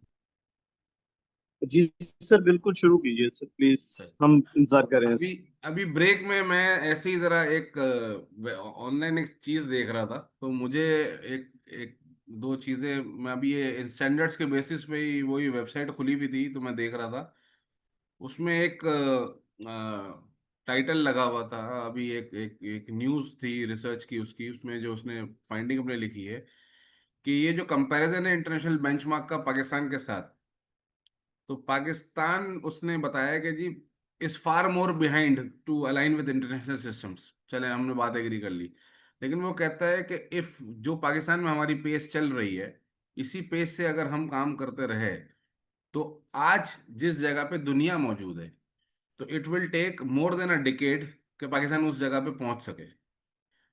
तो आप समझ लें कि अगर आज इतनी इस फास्ट टेक्नोलॉजी के दौर में जहां हम बैठे हुए हैं, जहां पे एआई ने बहुत कुछ कैप्चर किया हुआ है, और ये हमारी एक सोच है कि एआई कैप्चर करता है, मैंने उसमें एक जो पॉइंट जनरेट किया हुआ है अपने आप को, अपने अपने माइंडसेट को और अपने आप को ये समझाने के लिए कि जी मैं एआई से बेहतर हूँ।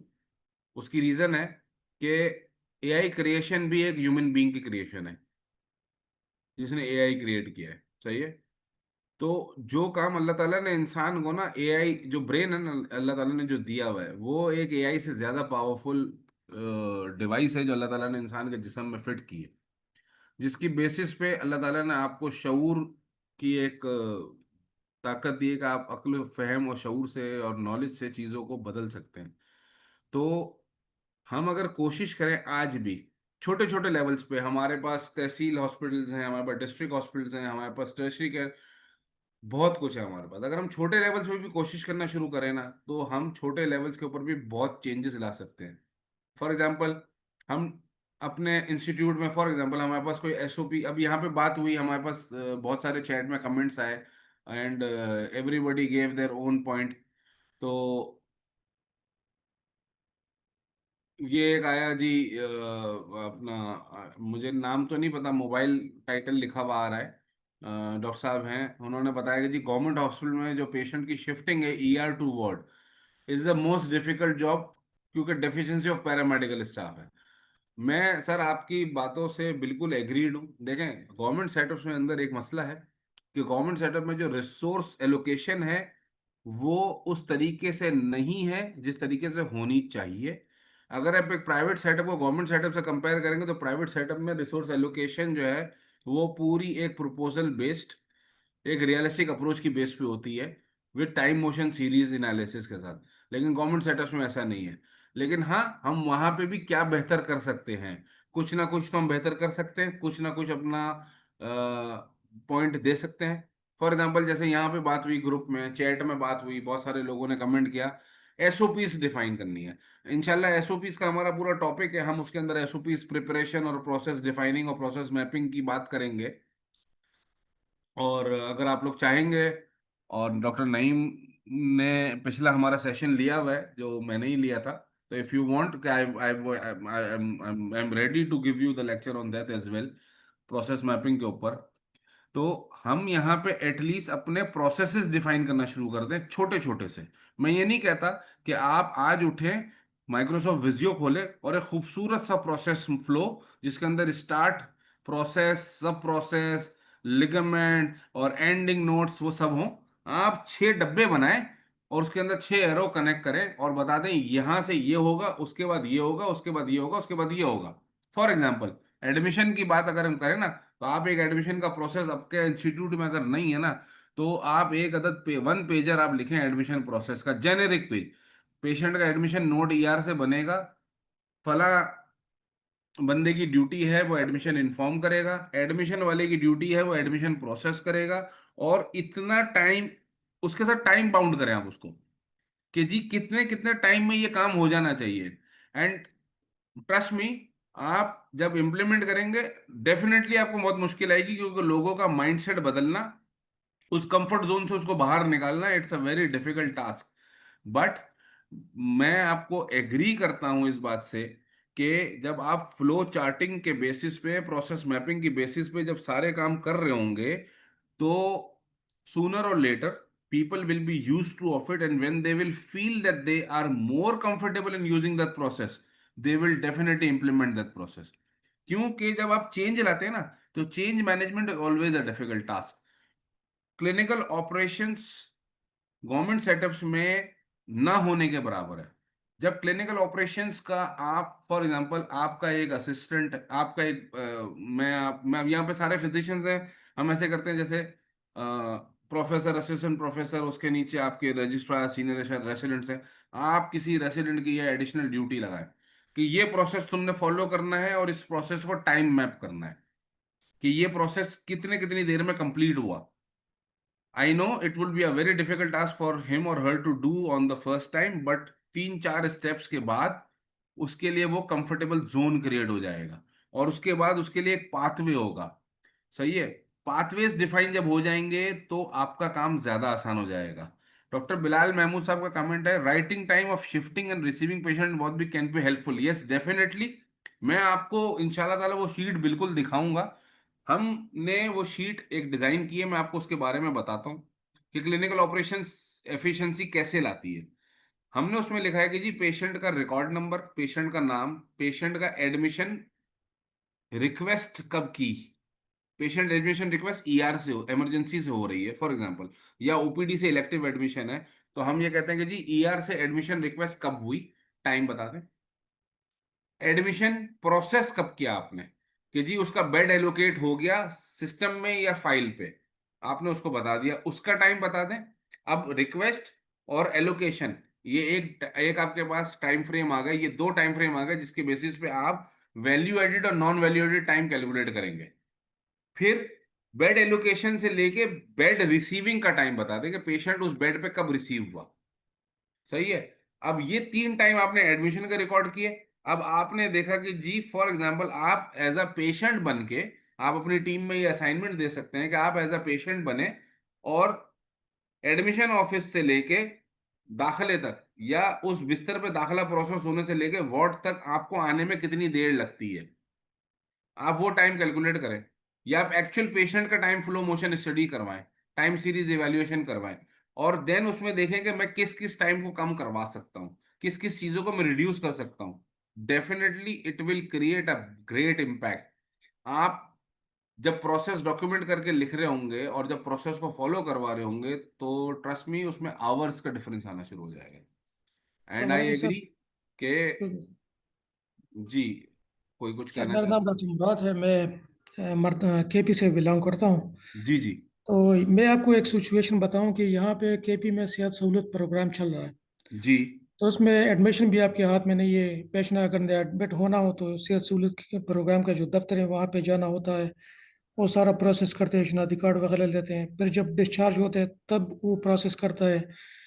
और जब आप फिजिशियन डिस्चार्ज करने भी लगता है तो मरीज ना डिस्चार्ज नहीं होते हैं। वो कहते हैं कि यार हमें मेडिसिन से क्यों महरूम हो कर रहे हो, सारा सब कुछ तो फ्री मिल रहा है। तो हम्म। ऐसी सिनेरियो में फिर ये आपके हाथ में नहीं होता, क्योंकि सेहत सहूलत प्रोग्राम वाले उनका अपना तरीक़ेकार है ना, उन चीज़ों को फॉलो करते हैं। जब लोग एडमिट होते हैं तो घंटों घंटों उनका वेस्ट हो जाता है इस तरह। फिर जब डिस्चार्ज होते हैं तो अगेन यही प्रॉब्लम सामने आ जाती है। तो ऐसे सिनेरियो में जहाँ पे सब कुछ फ्री होता है, खासकर जो ये सेहत एसएसपी प्रोग्राम है केपी में, तो इस सिनेरियो में आपका क्या ख्याल है कि वो उसमें क्या करना चाहिए? सर देखिए, मैंने आपको शुरू में बताया जिस इदारे से मेरा ताल्लुक है वो फ्री ऑफ कॉस्ट एक इदारा है। इंडस हॉस्पिटल की अगर मैं बात करूँ, वो फ्री ऑफ कॉस्ट इदारा है और सेहत सहूलत प्रोग्राम हमने भी यहाँ पे प्रैक्टिस करते हैं और हम भी फॉलो करते हैं। भाई ये हमारे यहाँ पे कुछ उसके क्राइटेरियाज डिफरेंट हैं, लेकिन मैं एग्री करता हूँ आपकी बात से कि वो एक एडमिशन प्रोसेस हमारा अपना है और एक एडमिशन प्रोसेस उनका है। सही है। ये प्रॉब्लम हमारे पास बखूबी शुरू में आई जब हमने ये प्रोग्राम लॉन्च किया। और जब सेहत सहूलत प्रोग्राम हमारे पास लॉन्च हुआ तो 3 महीने की स्टडी मैं आपको बताता हूँ जो मैंने खुद की है। 3 महीने की स्टडी ये बताती है कि जी मेरा एडमिशन डिले जो है वो 3 घंटे 3.5 घंटे डिले रिपोर्ट होना शुरू हुआ। जो एडमिशन प्रोसेस मेरा 90 मिनट्स का था ना ईआर से, कि with in 90 minute patient bed पे होगा सारी चीजें कंप्लीट होने के बाद, एडमिशन की फिजिशियन ने एक रिक्वेस्ट जनरेट की कि जिस मरीज को दाखिल करना है उस दाखिल की रिक्वेस्ट से लेके बेड तक पहुंचने में हमने 90 मिनट का एक टारगेट रखा हुआ है वार्ड का। और 60 हमने क्रिटिकल केयर का टारगेट रखा हुआ है। मैंने ये ऑब्जर्व किया है कि तकरीबन 3 से 3.5 घंटे का डिले और लैग आना शुरू हो गया after this Sehat Sahulat program. Now what we did, हमने उन्हें जो यहाँ पे हमारे सेहत सहूलत प्रोग्राम वाले जो हजरात यहाँ पे ड्यूटी पे डिप्लॉयड होते हैं, वो चेंज होते रहते हैं। उनका एक लाजमी एक सुपरवाइजर होता है, जो कराची में जो प्रैक्टिस है मैं वो बता रहा हूँ। उनका एक सुपरवाइजर होता है जो इस फैसिलिटीज को देख रहा होता है। वी कॉल्ड हिम, हम उनके साथ बैठे और हमने उनको अपनी रिजर्वेशंस बताई और उनकी रिजर्वेशंस भी सुनी। And then we defined a process, हमने एक प्रोसेस मैप बनाया। और आज उसी प्रोग्राम के तहत उस प्रोसेस मैप को फॉलो करते हुए अगर कहीं डिविएशन होती है तो हम उनकी भी कंप्लेन करते हैं। हम उनके सुपरवाइजर को इन्फॉर्म करते हैं कि जी ये डिविएशन आ रही है। और अगर हमारी तरफ से डिविएशन है तो वो हमारी टीम की हमें बताते हैं कि ये डिविएशन है। तो हमारा एक सेहत सहूलत प्रोग्राम के साथ फोर्टनाइटली मीटिंग राउंड अप होता है। हर 15 दिन में हम एक दफा मिलते हैं, पिछले 15 दिन की तमाम इश्यूज को डिस्कस करते हैं और अगले 15 दिन के लाएअमल पे ये बात तय करते हैं कि जी अगली दफा ये इशू नहीं आना चाहिए। मैं आपको यकीन दिलाता हूं कि सर मैंने ये इम्प्लीमेंट किया है और दोबारा मैं 90 मिनट टारगेट पे दोबारा खड़ा हुआ हूँ विद इन 6 मंथ्स। अच्छा सर। तो बात मैंने ये की थी कि कम्युनिकेशन तो बहुत जरूरी है, कम्युनिकेशन के साथ प्रोसेस मैपिंग भी जरूरी है। अब प्रॉब्लम ये है कि शायद हो सकता है कि आपकी तरफ ये इश्यूज हों, बट जब तक आप हाईलाइट नहीं करेंगे, अपने हिरारकी को नहीं रिपोर्ट करेंगे और उनसे नहीं बात करेंगे, जब तक ये चीज चेंज नहीं हो सकेगी। Change will take time. I do not say कि change it will come in a night, it will not happen in a day और टू। माइट भी ये सेहत सहूलत प्रोग्राम वाला चेंज या और कोई प्रोग्राम वाला चेंज महीनों लेके चला जाए, हो सकता है इससे ज्यादा लग जाए, लेकिन we need to take an effort to reduce that non value things. सही है डॉक्टर मुराद? सही बात है सर, आपकी बात सही है सर, एफर्ट्स करने से सब कुछ हो सकता है। सही है। तो मेरी आपको ये सिर्फ मौदवाना गुजारिश होगी कि एक दफा जरूर जाके उनसे बात कीजिएगा, उनसे ठीक है मिलिएगा, और उनको सर, बताइएगा कि जी हम क्या कर रहे हैं और हमें क्या करना चाहिए। सही बात है सर। मैंने यहाँ पे कुछ अपने जो बताया था यूके एनएचएस का और यूएसए का और जेसीआईए का, मैंने वो शेयर किया है, आप चैट में देख सकते हैं, वो देख लीजिएगा। यहाँ पे आई एक बात आई, data driven forecasting. I would say ये भेजी डॉक्टर सारा समरीन ने। मैं डेफिनेटली एग्री करता हूँ कि डेटा ड्रिवन फोरकास्टिंग, हम इस सवाल को पार्क करेंगे और इस सवाल पे हम डिस्कशन करेंगे जब हम बजट वेरिएंसेस और डेटा पढ़ रहे होंगे, देख रहे होंगे, वो सेशन जब लेंगे। तो आई अश्योर यू, आप भी याद रखिएगा, और मैं डॉक्टर नईम से रिक्वेस्ट करता हूँ इस सवाल को कहीं लिख लें, तो हम डेटा ड्रिवन फोरकास्टिंग पे वहाँ पे बिल्कुल बात करेंगे और डिटेल में बात करेंगे। Reduce paper work by using electronic forms, इस पे हमने काफ़ी डिस्कशन की। फिर एक बात आई, use of telemedicine and virtual consultations. Doctor Waqar Ali ने ये बात बोली। मैं थोड़ा सा चाहूंगा डॉक्टर वकार, आप इसको बताएं कि आप इन पेशेंट में इसको टेलीमेडिसिन एंड वर्चुअल कंसल्टेशंस पे किस तरह प्लॉट करना चाहते हैं, किस आपने क्या सोच के ये बताया कि जी टेलीमेडिसिन और वर्चुअल कंसल्टेशंस होनी चाहिए? डॉक्टर वकार है यहाँ पे? अस्सलाम वालेकुम सर। वालेकुम सलाम जी सर। सर थोड़ा सा प्लीज हमें जी बताएंगे सर, इस बारे डॉक्टर में? वकार सर, जैसे अभी कोविड की एपिडेमिक गुजरी थी, जी। तो उसमें बहुत सारा हॉस्पिटल्स का रश कम हो गया था कि हम, जैसे I work in Mayo hospital, तो हम्म। बहुत सारे पेशेंट्स को हमने इस पे टेली मेडिसिन पे जो है ना वो शिफ्ट कर दिया था, कंसल्टेशंस को और ये वो। तो उनका हॉस्पिटल और ये वो जो अननेसेसरी विजिट से जो है ना वो काफ़ी जो हद तक जो है ना, एक तो कोविड की वजह से कम हो गए थे, और जो भी जो कंसल्टेशन जो ऑनलाइन हो सकती थी उस पर, तो उस पर शिफ्ट कर दिया था, तो काफ़ी हमारा जो है ना वो बेहतर हो गया था। मैं आपकी बात से एग्री करता हूँ। मैं आपको यहाँ पे एक एग्जांपल कोड करता हूँ। आप जैसे मेयो हॉस्पिटल में, Mayo is a very big hospital, सही है। अब मेयो के साथ एसोसिएटेड बहुत सारे छोटे हॉस्पिटल्स हैं। पंजाब क्योंकि एक क्लोज वेसिनिटी प्रोविंस है, कराची क्यों तो खुद मतलब बहुत बड़ा है, तो उसके साथ क्लोज वेसिनिटी डेवलप नहीं होती बहुत सारी जगहों की। तो लेकिन हमने कराची में भी एक हमारा इंस्टीट्यूट है, एक एक हॉस्पिटल है, एक एक एक उसका मैं नाम भी ले लेता हूँ, that is child life foundation, CLF के तौर पे। सीएलएफ पूरे पाकिस्तान में चिल्ड्रन इमरजेंसीज का काम करता है। तो सीएलएफ ने अपने पास कराची हेडक्वार्टर्स में एक टेली मेडिसिन यूनिट क्रिएट किया हुआ है। उसका पर्पस क्या है? अब देखें हॉस्पिटल का बर्डन आप कैसे रिड्यूस करते हैं। इनिशियली वो जो इंटीरियर सिंध का जो रूरल एरियाज का जो बच्चा था ना, वो उठ के किसी बड़े शहर के इमरजेंसी में फॉल होता था।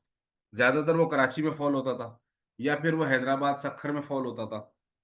उन्होंने क्या किया, उन्होंने telemedicine consultation unit satellite centres बना दिए अपने, और टेली मेडिसिन मेडिसिन कंसल्टेशन शुरू की। उसका इम्पैक्ट ये आया कि आपका जो over crowding, over burdening of the in patient areas थे वो रिड्यूस हुई, क्योंकि ऑन टाइम कंसल्टेशन। क्योंकि देखिए बच्चा ट्रैवल करके जब आ रहा होता है ना एक रूरल एरिया से, तो इट मे टेक टाइम उसको, एक दिन दो दिन लग गए, फिर वो आया, फिर वो अस्पताल पहुंचा, तो उसकी डिजीज जब तक बिगड़ चुकी होती है।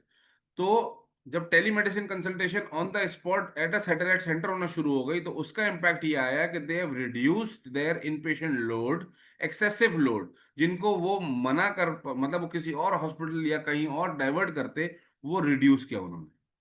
अच्छा, टेली मेडिसिन कंसल्टेशन मैं आपको अगर बताऊं, मैं इंडस हॉस्पिटल की भी बात करूं तो इंडस हॉस्पिटल में भी ये सपोर्ट सिस्टम चलता है टेली मेडिसिन मेडिसिन का। हमारे पास एक ऑन्कोलॉजी, हम पीडियाट्रिक ऑन्कोलॉजी को डील करते हैं, सही है, और पाकिस्तान का सबसे बड़ा पीडियाट्रिक ऑन्कोलॉजी का यूनिट इंडस हॉस्पिटल में डील होता है। और यहाँ से हम बैठ के मरीज देखते थे जी, कोयटा के और बोले बलूचिस्तान के सारे मरीज। अच्छा, अब यहाँ से हमारे पास एक एमओयू साइन हुआ, और एक कोयटा में एक हमें यूनिट मिल गया, और हमने उसको चलाना शुरू किया, तो उस पे हम टेलीमेडिसिन की सपोर्ट देते हैं यहाँ से।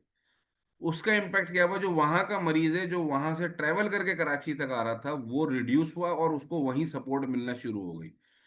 सीनियर कंसल्टेंट, सीनियर फिजिशियंस यहाँ से देख रहे होते हैं। तो yes, I agree with you doctor Waqar, ये बात बहुत बेहतरीन है कि जी टेलीमेडिसिन कंसल्टेशन होनी चाहिए। It reduces your in patient burdens. Second चीज डॉक्टर अहमद तिरमिजी साहब ने लिखी थी weekend discharge team. Weekend discharge teams से मुराद मैं समझा नहीं आपकी, थोड़ा सा क्लियर करेंगे सर? मेरे ख्याल से सर है नहीं मौजूद यहाँ पे। चलें हम दूसरा एक कमेंट लेते हैं। यहाँ पे एक आया है comment, sir there should be some way of communication between primary care, secondary care and tertiary care. हाँ, अलमिया है ये कि हमारे पास प्राइमरी केयर, सेकेंडरी केयर और टर्शियरी केयर में कोई ऐसी कम्युनिकेशन फैसिलिटी मौजूद नहीं है। स्ट्रीमलाइंड प्रोसेस कम्युनिकेशन नहीं है, रेफरेंसेस कम्युनिकेशन जरूर हो जाती है। अच्छा, कोविड में हमने ये चीज़, एक एग्जांपल, हमने ये इम्प्लीमेंट करके देखा भी और प्रैक्टिस भी की और कामयाब सोल्यूशन भी निकला कि कोविड में हमने कराची में, क्योंकि आईसीयूज की सेवियर शॉर्टेज होती थी वहाँ पे, और आपके पास छोटे सेटअप से, छोटे हॉस्पिटल से भी पेशेंट मूव होना शुरू होता था। तो हमने क्या किया कि हमने एक व्हाट्सएप ग्रुप क्रिएट किया जिसके अंदर कराची के हमने मैक्सिमम हॉस्पिटल्स को ऐड किया। We as a focal person हमने उनसे लिया and we add them in the WhatsApp group. और उस व्हाट्सएप ग्रुप के अंदर जैसे पंजाब में रेस्क्यू 1112 है, यहाँ पे भी रेस्क्यू 1112 ऑपरेट हो गई है। उस वक्त इस कहलाती थी अमन सर्विसेज। तो हमने उनको भी ऐड किया कि bringing out any patient you should post in the group, और जिसके पास अवेलेबल स्पेस होगी वो कॉल कर देगा कि जी आप मरीज हमारे पास ले आए। तो उससे ये फायदा हुआ कि yes, there was a communication channel between the secondary cares and there was a communication channel between the tertiary care hospital along with the rescue services। तो उससे ये होता था कि मरीज बिला वजह का जो है वो इधर उधर शफल नहीं होता था, इधर उधर पिंग पोंग नहीं होता था, वो एग्जैक्ट लोकेशन पे अपनी पहुंच जाता था। जिसके पास अवेलेबिलिटी है वो कंफर्मेशन दे देता था कि हमारे पास अवेलेबिलिटी है। तो yes we can do. Mirab Tayyab sahab कहते हैं कि THQ not built up according to reference from BHU। देखें, मैंने अभी तक BHU का सेटअप तो मुझे पाकिस्तान में जिस पर्पस के लिए वो है वो फुलफिल ही नहीं कर पा रहा। तो BHUs में बहुत ज़्यादा लैकिंग है, बहुत ज़्यादा चीज़ें हैं जो इम्प्रूव होने की ज़रूरत है at a mass level, at a government level. It might be through some public private partnership, या जो, ये तो ख्वाहिश है मेरी कि मैं इस तरह की बात बोलूँ। हाँ, THUs में पब्लिक प्राइवेट पार्टनरशिप मैंने पंजाब में देखी है और हुई भी है, और we were the part of that as well. तो मैंने देखा है कि काफ़ी THQ लेवल पे जब आप पब्लिक प्राइवेट पार्टनरशिप करते हैं तो काफ़ी चीज़ें आपकी बेहतर हुई हैं उसमें, टर्शी केयर के साथ एक कोऑर्डिनेशन और सारी चीज़ें। तो यस आई एग्री, वो है। इसके बाद मैं आपको कुछ सक्सेस स्टोरीज बताता हूँ। देखें, इस सारी क्लिनिकल ऑप्स की मैनेजमेंट का फायदा, टीम वर्किंग का फायदा क्या है। जैसे आगा खान कराची का वेट टाइम जो था वो 35% रिड्यूस हुआ after the implementation of digital queue system. Shaukat Khanum के पास 100% इलेक्ट्रॉनिक मेडिकल रिकॉर्ड है फॉर ऑल पेशेंट्स। सही है। NHS यूके ने एक लीन मैनेजमेंट प्रोसेस इंट्रोड्यूस किया जिसकी वजह से ER का वेट टाइम 20% कम है। दुनिया में सक्सेस स्टोरीज बहुत हैं। सही है। लीन मैनेजमेंट हो गई, टोटल क्वालिटी मैनेजमेंट हो गई, आपका value added, non value added, process mapping, communication protocols, this creates an impact. और दुनिया में ये साबित हो चुकी हैं सारी चीजें, along with researches, along with studies, कि ये चीजें हो सकती हैं और हो रही हैं। सही है। हमसे बहुत डिफरेंट एरियाज के, बहुत मतलब अगर मैं कहूँ, like if you compare Bangladesh, if you compare other countries, Colombia, वहाँ पे हेल्थ केयर सिस्टम अभी भी बेहतर है, काफ़ी बेहतर है, और चीज़ें उन्होंने इम्प्लीमेंट की हैं। सही है। अफ्रीकन रीजन्स देख लें, they have now, they are growing vastly and rapidly in health care regions. उनके पास इस वक्त अफ्रीकन रीजन्स में, मैंने एक स्टडी देख रहा था तो उसमें मुझे ये पता चला कि तकरीबन around 50% plus hospitals are on electronic medical record based. सही है। तो this is something really out of the box. सही है। अब अगर हम बात करें, इसके बाद हमारे पास एक चीज आती है, आई होप कि आपको ये स्क्रीन नजर आ रही होगी मेरी। अब ये सर मैंने नजर यहाँ आ पे, रही है। मैंने यहाँ पे एक और सवाल पूछा है। If you are a medical superintendent of a hospital, what 3 operational challenges would you prioritise? ये कोई भी ऐसे 3 चैलेंज आप चैट बॉक्स में लिखें। आप, मेरी ख्वाहिश तो ये है कि आप अपने माइक्स अनम्यूट करके यहाँ डिस्कस करें। सही है। तो वो मजा आता है जरा बातचीत करने में। तो आप बताएं कि आपको ऐसे कौन से 3 चैलेंजेस हैं, और बेहतर ये होगा कि जिस फैसिलिटी में आप काम करते हैं उस फैसिलिटी में वो के 3 चैलेंजेस आप आइडेंटिफाई करके वो लिखें यहाँ पे, ताकि हम उस पर डिस्कशन थोड़ी सी कर सकें। सर फार्मेसी मैनेजमेंट जो है वो दैट इज बिग इशू, जिसके अंदर जो है वो डिलेज बहुत ज़्यादा हैं, और उसका जो रिकॉर्ड मैनेजमेंट जो है वो भी प्रॉपर नहीं होती, और उसका जो डाटा यूटिलाइजेशन है वो बहुत ही इनएडिक्वेट और बहुत चैलेंजिंग हो जाती है कि नेक्स्ट ईयर में जब बजटिंग होनी होती है, जब प्लानिंग होनी होती है कि कितने पेशेंट्स जो हैं वो कौन सी एंटीबायोटिक, कौन सी दवाइयाँ कितनी परचेज करनी है, तो वो फार्मेसी के पास उसका कोई सॉलिड आंसर नहीं होता। तो मेरे ख्याल में अगर मैं इस चीज़ को फोकस करूँ इस क्वेश्चन को, तो मैं सबसे बड़ा चैलेंज मेरे लिए तो ये होगा। सर मतलब अपार्ट फ्रॉम जो, क्योंकि रिकॉर्डेड लेक्चर है, मैं वैसी बात कमेंट करना नहीं चाहता, लेकिन अपार्ट फ्रॉम जोक से सबसे ज्यादा it is the cash cow for any hospital. सही है। Pharmacy is the biggest cash cow of an hospital, that is an earning point. सही है। तो अगर वहां पे ऐसी चीजें हैं, फॉर एग्जांपल मुझे पता है गवर्नमेंट हॉस्पिटल में अर्निंग पॉइंट नहीं होता, लेकिन वो भी बन जाता है। लेकिन अगर ये चीजें हैं वहां पे, तो ये बहुत अलमनाक सिचुएशन है, बहुत आपका मतलब ये इस पे सोचने की जरूरत है कि yes they should maintain a record, they should obtain a process. और अगर हम इसको आप मतलब we can take it up as a project as well, कि हम किसी भी, मेरे पास अल्लाह का शुक्र वी हैव, हम कोर में हमारे पास एक खासियत ये भी अल्लाह ताला ने एक करम ये रखा हुआ है कि हमारे पास मार्केट सब्जेक्ट एक्सपर्ट्स मौजूद हैं। We have some people on board who are in pharmacy services since decades, और जो ये ड्रैप और इसमें भी काफ़ी एक्टिव हैं, और वहाँ पे मेंबर्स भी हैं। तो हम एज अ प्रोजेक्ट भी इसको लेके चल सकते हैं और कुछ चेंज ला सकते हैं। यस आई एग्री कि ये एक होना चाहिए और बेहतरीन होना चाहिए, क्योंकि आपकी फ्यूचर फोरकास्टिंग, पेशेंट्स की एनालिटिक्स, पेशेंट वॉल्यूम एनालिसिस, और अगर आप डायग्नोसिस एनालिसिस करते हैं, मेडिकल ग्राउंड एनालिसिस करते हैं, तो ये एक बहुत बड़ा कॉस्ट इम्पैक्ट डिपार्टमेंट है pharmacy. It creates billions of cost. जी सर, डेटा होता है लेकिन वो स्ट्रीमलाइन नहीं होता, यानी कि वो रिट्रीवेबल नहीं होता। वो सर कागज़ों में देखें, पड़ा है, कागज़ ऊपर नीचे पड़े हुए हैं। सर अगर स्ट्रीमलाइन नहीं है तो बात यह है कि वो डेटा किसी काम का ही नहीं है मेरे हिसाब से। डॉक्टर तहसीन ने कहा, dare to speak truth before higher authorities, human resource according to patient burden, collaboration between doctors and paramedic, team work. Sir तीसरा पॉइंट तो आपके हाथ में है कि आप ये टीम वर्क डेवलप कर लें। और इसके लिए मैं एक just just out of the blue suggestion, you should make a star activity. सही है, हफ्ते में एक दिन आप बैठें, अपनी टीम को बुलाएं, सुबह सुबह नाश्ता करवाएं और करें भी उनसे, सिर्फ करवाएं नहीं, करें भी। सही है। और पंजाब में वैसे नान चने बहुत मशहूर है, कराची में हलवा पूरी कहते हैं। तो आप बस ऐसे ना थोड़ा सा एक रखें और एक टीम वर्क एक्टिविटी करें, एक उनको रस्सी पकड़ाएं, उनको बोले भाई आज सब मिलकर स्टार बनाते हैं। मैं आपको बताऊं सर, आप ये एक्टिविटी करेंगे, इन सारी चीज़ों में जब आप इन्वॉल्व करेंगे ना, तो एक स्ट्रेस फ्री एनवायरनमेंट क्रिएट होगा।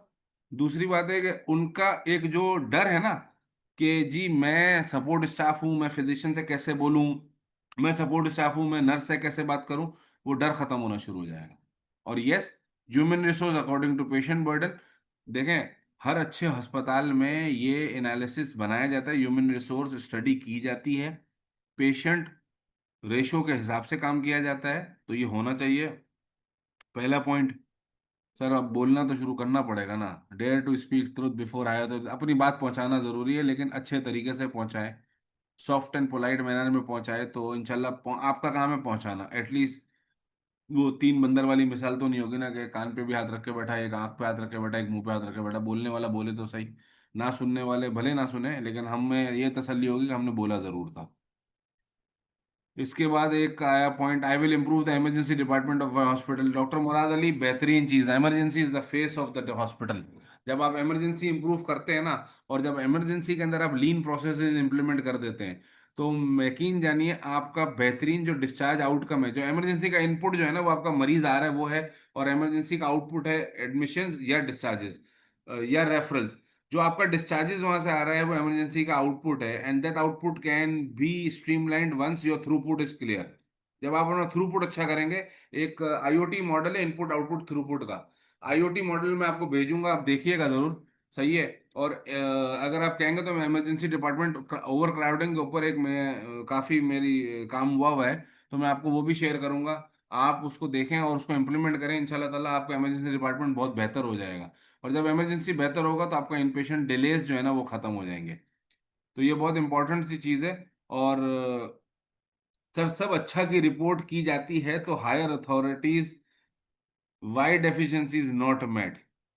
सर एक बात मैं आपको बताऊं कि सब अच्छा की रिपोर्ट जो होती है ना वो हायर अथॉरिटीज तक सिर्फ अच्छा की रिपोर्ट नहीं जाती, क्योंकि जब सब अच्छे की रिपोर्ट जाती है तो वो उतना ही अच्छा आउटकम भी मांगते हैं। तो जब उनको डेफिशिएंसीज पता चलती है ना, और क्योंकि अब पंजाब में पंजाब हेल्थ केयर कमीशन बहुत स्ट्रांग हो चुका है, सही है, तो they are doing constant audit, जो मेरी इंफॉर्मेशन है, अब आई डोंट नो, आप लोग वहाँ बैठे में आप ज़्यादा बेहतर बता सकते हैं, तो उनकी कंप्लाइंस भी ज़रूरी है। तो now you have a very good advantage कि आप चीज़ों को हाईलाइट कर सकते हैं। सही है।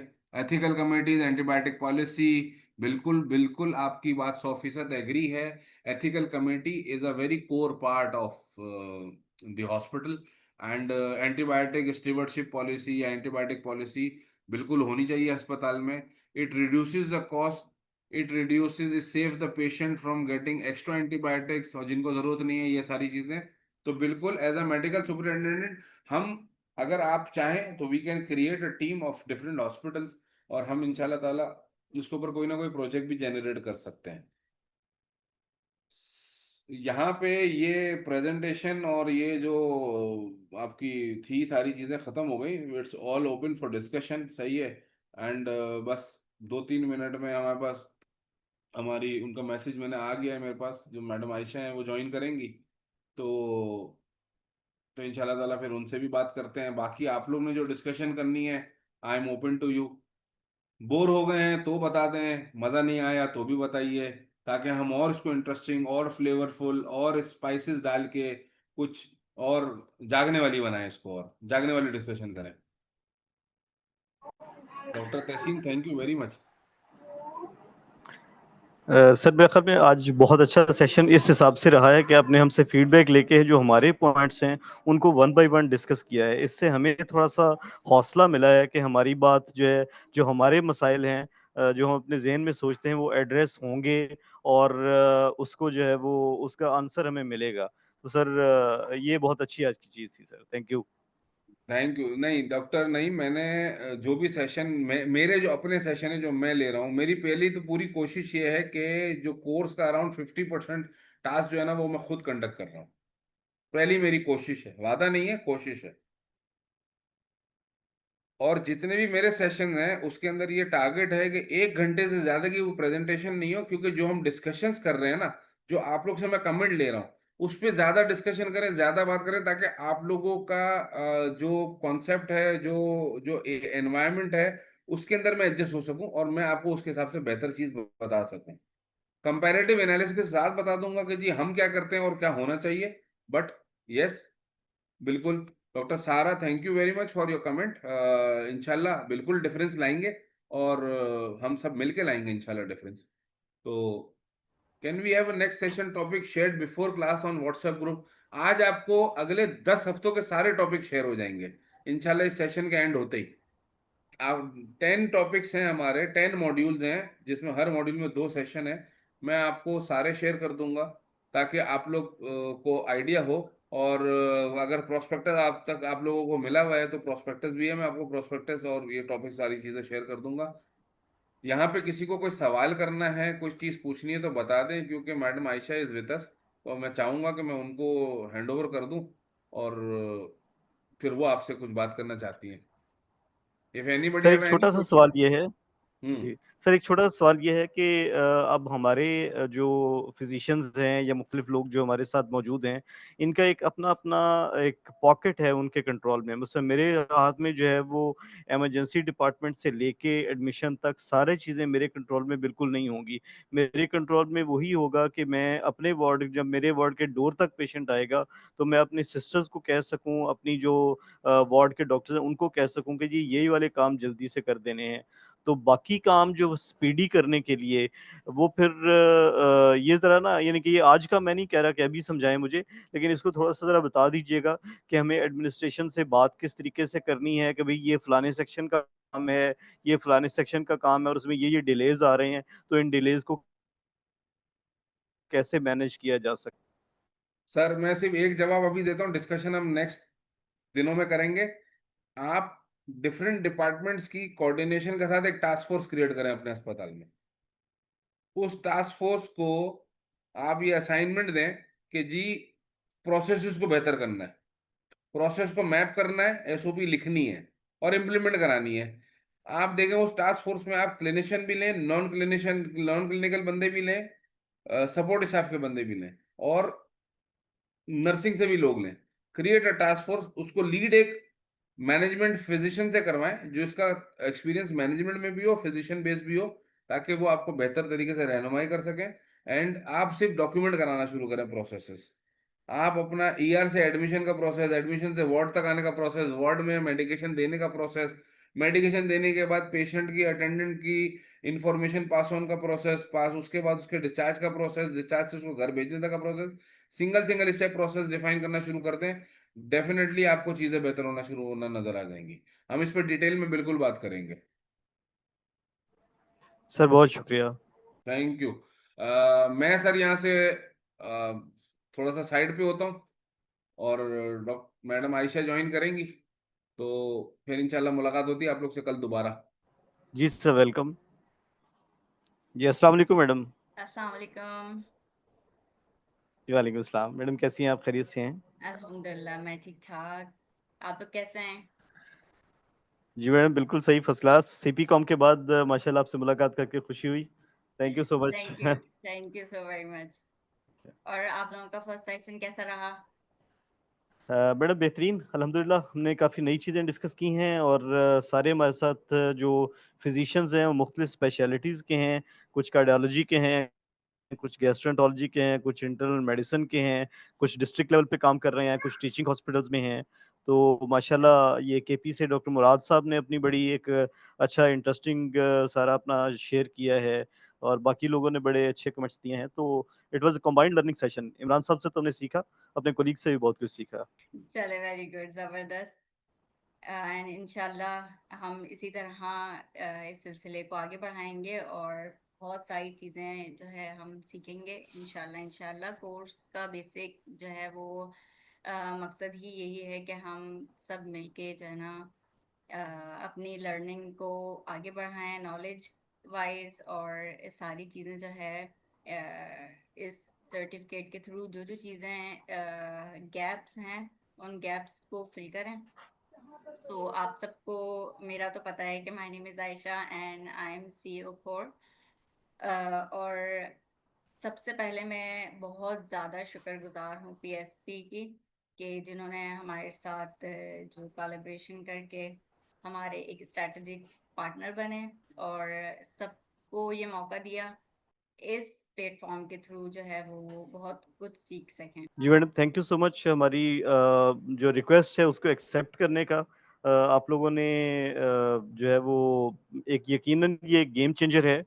इंशाल्लाह ताला जो लोग हमारे साथ हैं वो आप लोगों के ख़ास तौर पे बहुत ज़्यादा मशकूर होंगे इंशाल्लाह, जब ये कोर्स मुकम्मल करके वो अपने इस चीज़ को इम्प्लीमेंट करेंगे तो they will remember you forever. ये इंशाल्लाह आप लोगों के लिए सदका जारिया होगा और आप लोगों के लिए ऑब्वियसली एक नए एवेन्यूज़ का ज़रिया है।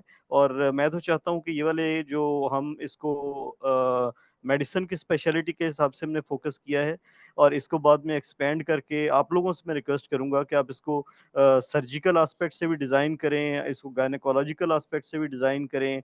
जो-जो मुख्तलिफ डिपार्टमेंट्स हैं, उनके हिसाब से अलग-अलग कोर्स डिज़ाइन करके तो उन वार्ड्स की अपने मैनेजमेंट जो है वो हर वार्ड के अपने-अपने तरीके से मैनेजमेंट बेहतर हो जानी चाहिए इंशाल्लाह। और इसमें you should take the lead because you are experts in it. You are also expert.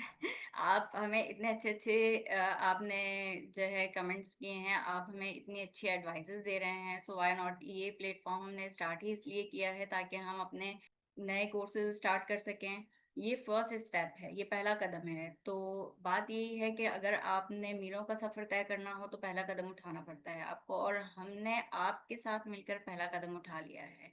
सो जब पहला कदम उठा लेता है इंसान तो फिर बाद में और आगे कदम बढ़ाता है, क्योंकि सफर बहुत लंबा है। और हमारे पास जिस तरह आपने हमें बताया कि चीज़ें बहुत सारी हैं सर्जिकल के हिसाब से और मेडिसिन के हिसाब से, तो व्हाई नॉट हम डिज़ाइन करेंगे और आपके सामने इसी तरह जो है एक कोर्स को अमली जामा पहना के आपके सामने पेश कर देंगे।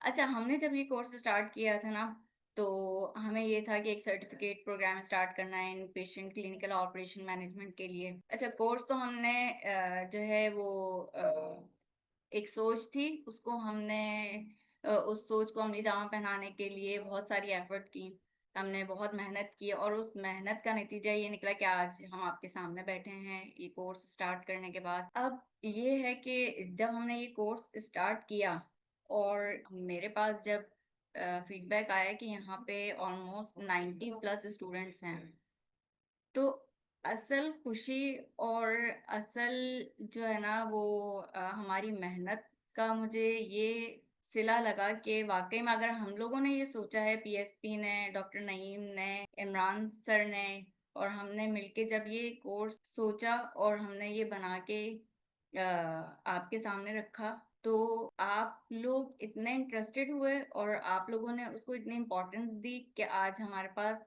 मोर देन 90 स्टूडेंट्स हैं। तो मुझे बहुत बेहद खुशी हुई दिल से कि वाकई अगर हमने इस कोर्स के लिए मेहनत की है, आप लोगों के लिए ये कोर्स बनाया है, हमारे हेल्थ सेक्टर के लिए ये कोर्स हमने डिज़ाइन किया है, आप तक ये सारी चीज़ें डिलीवर करनी है कि किस तरह से इन पेशेंट क्लिनिकल ऑपरेशंस को हमने एक्सीलेंस की तरफ लेके जाना है, बेटरमेंट की तरफ ले जाना है, इन पेशेंट क्लिनिकल ऑपरेशंस को स्ट्रीमलाइन करना है, ताकि हम अपने पेशेंट की सेटिस्फेक्शन को ज़्यादा से ज़्यादा बढ़ा सकें।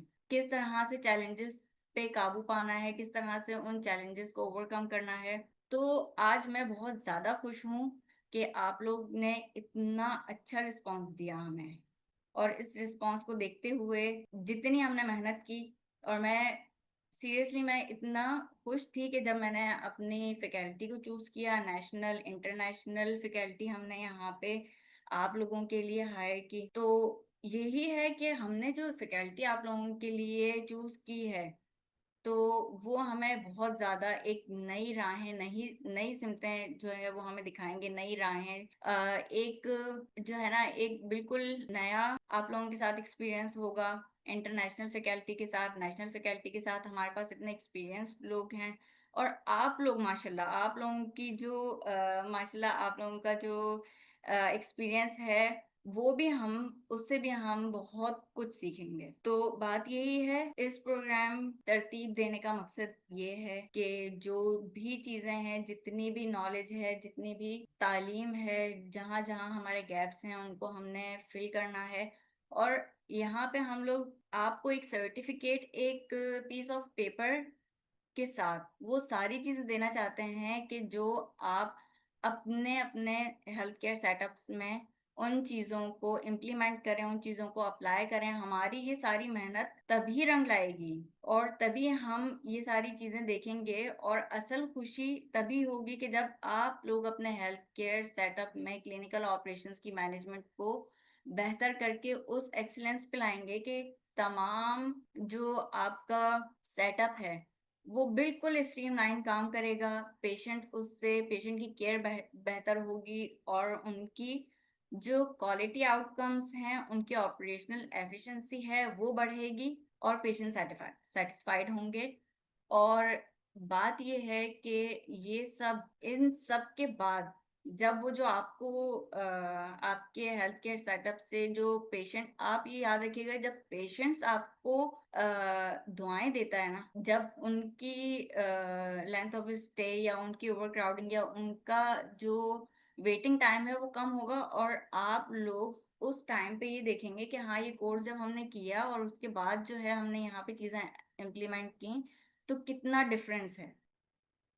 बात ये है कि जब एक पेशेंट आता है तो वो हमारे लिए पेशेंट होता है, लेकिन जब आप ये अपने आप को उस जगह पे रख के सोचें कि जब आप एक अटेंडेंट होते हैं और आपके साथ एक पेशेंट होता है, तो आप क्या कहते हैं, आप ये सोचते हैं कि यार इसको अच्छी से अच्छी केयर मिले, बेहतर केयर मिले। जब आप एक हॉस्पिटल में एंटर हो जाते हैं, देन ये आप एज अ अटेंडेंट आप ये चाहेंगे कि मेरे पेशेंट को, क्योंकि वो आपका करीबी होता है, रिलेटिव होता है, तो आप उस चीज को वहां रख के जब देखेंगे कि वहां अटेंडेंट एंड पेशेंट दोनों आपको जो है ना वो दुआएं दे रहे होंगे, आपका जो है वो प्रोसेस इतना स्मूथ होगा, स्ट्रीमलाइन होगा। तो बात ये सदका जारिया, सही कहा डॉक्टर साहब ने कि सदका जारिया ही है हमारे लिए भी, कि हमने ये आप लोगों के लिए एक प्रोग्राम जो है वो लॉन्च किया, और आपके लिए कि आपने इसको बिल्कुल जो है ना वो कहते हैं ना उसी तरह से उस पे इम्प्लीमेंट करवाना है और दुआएं हासिल करनी है, और सदका जारिया के काम में जो है ना आपने भी जी मैडम, हिस्सा इंशाल्लाह ताला, इंशाल्लाह इंशाल्लाह। बहुत इंशाल्लाह। शुक्रिया आपका, बहुत शुक्रिया, जज़ाकल्लाह। यहाँ पे लाहौर में एक्चुअली मगरिब का टाइम, बस मगरिब के तकरीबन 10 मिनट हो गए हैं, अज़ान हो गई है मगरिब की। ओके। तो मेरे ख्याल में आज सब लोग नमाज़ पढ़ने के भी शायद इंतज़ार कर रहे होंगे। तो जी हाँ। Should we call off madam? ठीक ठीक, ओके। मैडम आपका थैंक बहुत यू। शुक्रिया। Thank you for coming and thank you for having all these arrangements. आपने माशाल्लाह कोर्स जो डिज़ाइन किया है, आई ट्रस्ट कि आपका कोर्स जो है ना, कंटेंट बहुत पावरफुल होंगे और बहुत अच्छे होंगे। इंशाल्लाह। क्योंकि मैंने, हाँ जी, मैंने सीपी कॉम अटेंड किया हुआ है, तो मुझे पता है कि इस कोर्स की और सारे जो फैकल्टी है, including national and international faculty, उसकी वर्थ क्या है, आई नो। तो वो बिल्कुल बाकी आपको लोगों को भी, हाँ जी, इंशाल्लाह बिल्कुल आपको जो है ना डिफरेंट फ्लेवर मिलेगा, और इंशाल्लाह मतलब इस सर्टिफिकेशन से आपको ये है कि बहुत कुछ सीखने को भी मिलेगा। इंशाल्लाह। और आपका चलें, बहुत बहुत शुक्रिया। जज़ाकल्लाह। बहुत शुक्रिया madam. Thank you madam. Should we end thank now? चलिए, थैंक यू सो मच। जी, बहुत शुक्रिया जी। अल्लाह हाफ़िज़ मैडम, अल्लाह हाफ़िज़। अल्लाह हाफिज, अल्लाह हाफिज।